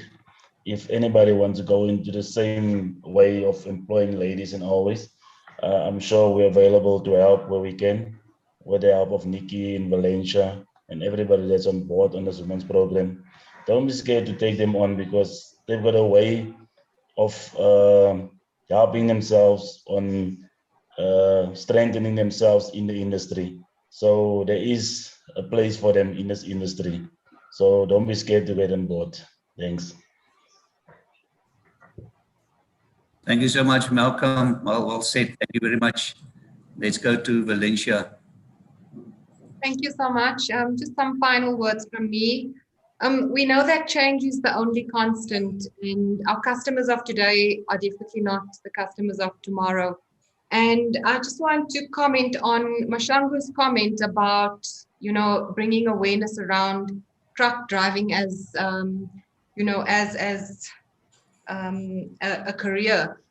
But I think we should also look at developing entrepreneurs and looking at owner drivers. And that's something that from a Volvo perspective, we're looking at from our long-term vision is developing females in the industry as owner drivers and ultimately entrepreneurs. So that brings me then to Judith, your question around training.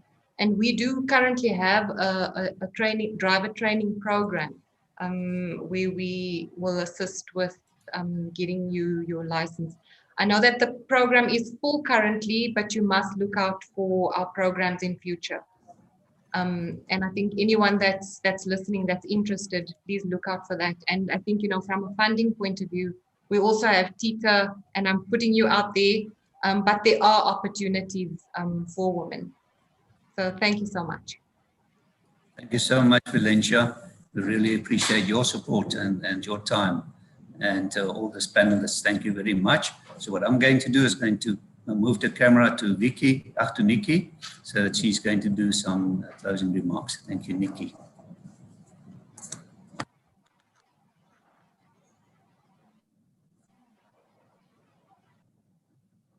So,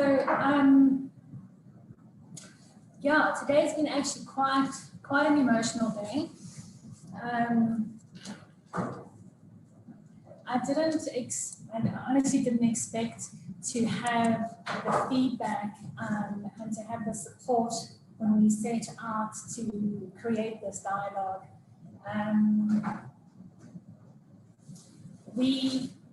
Sorry guys, I'm really speaking from the heart here. Female drivers is really important to the industry. The topic and the conversation is extremely important.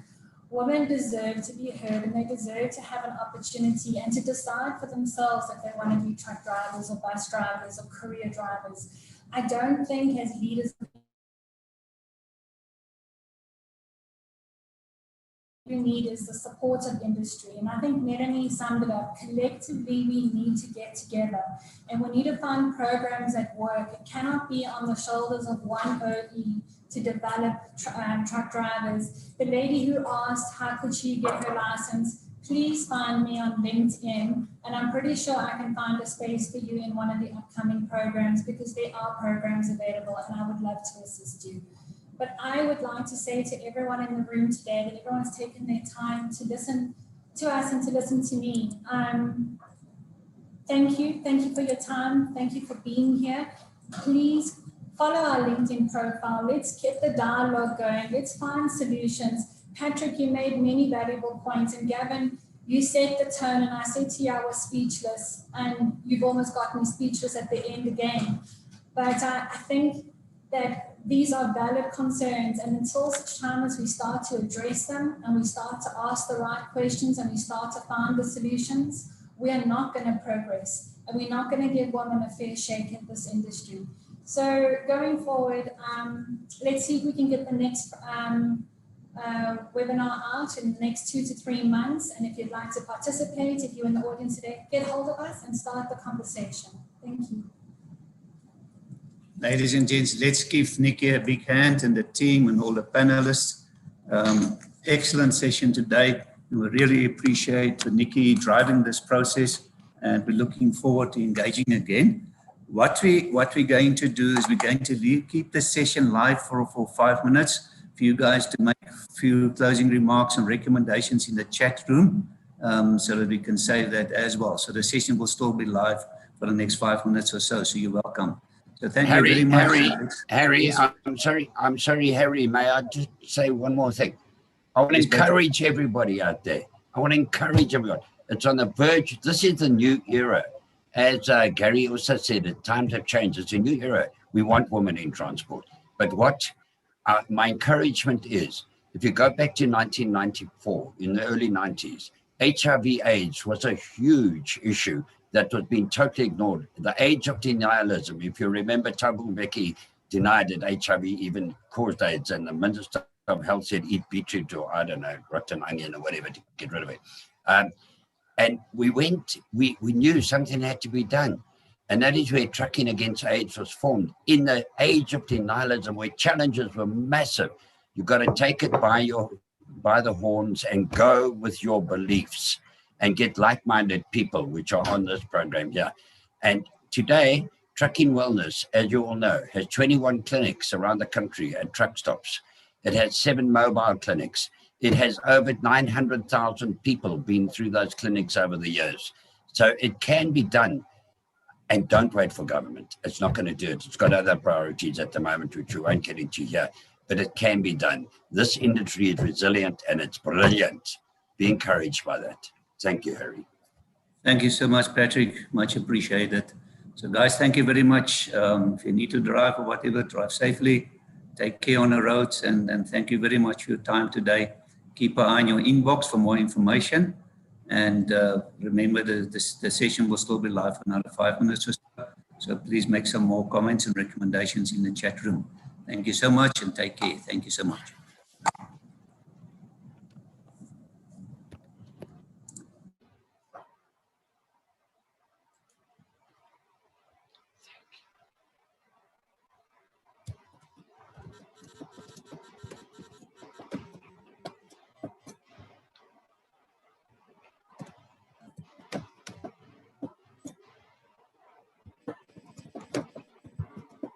Bye, everyone. Thank you for having us.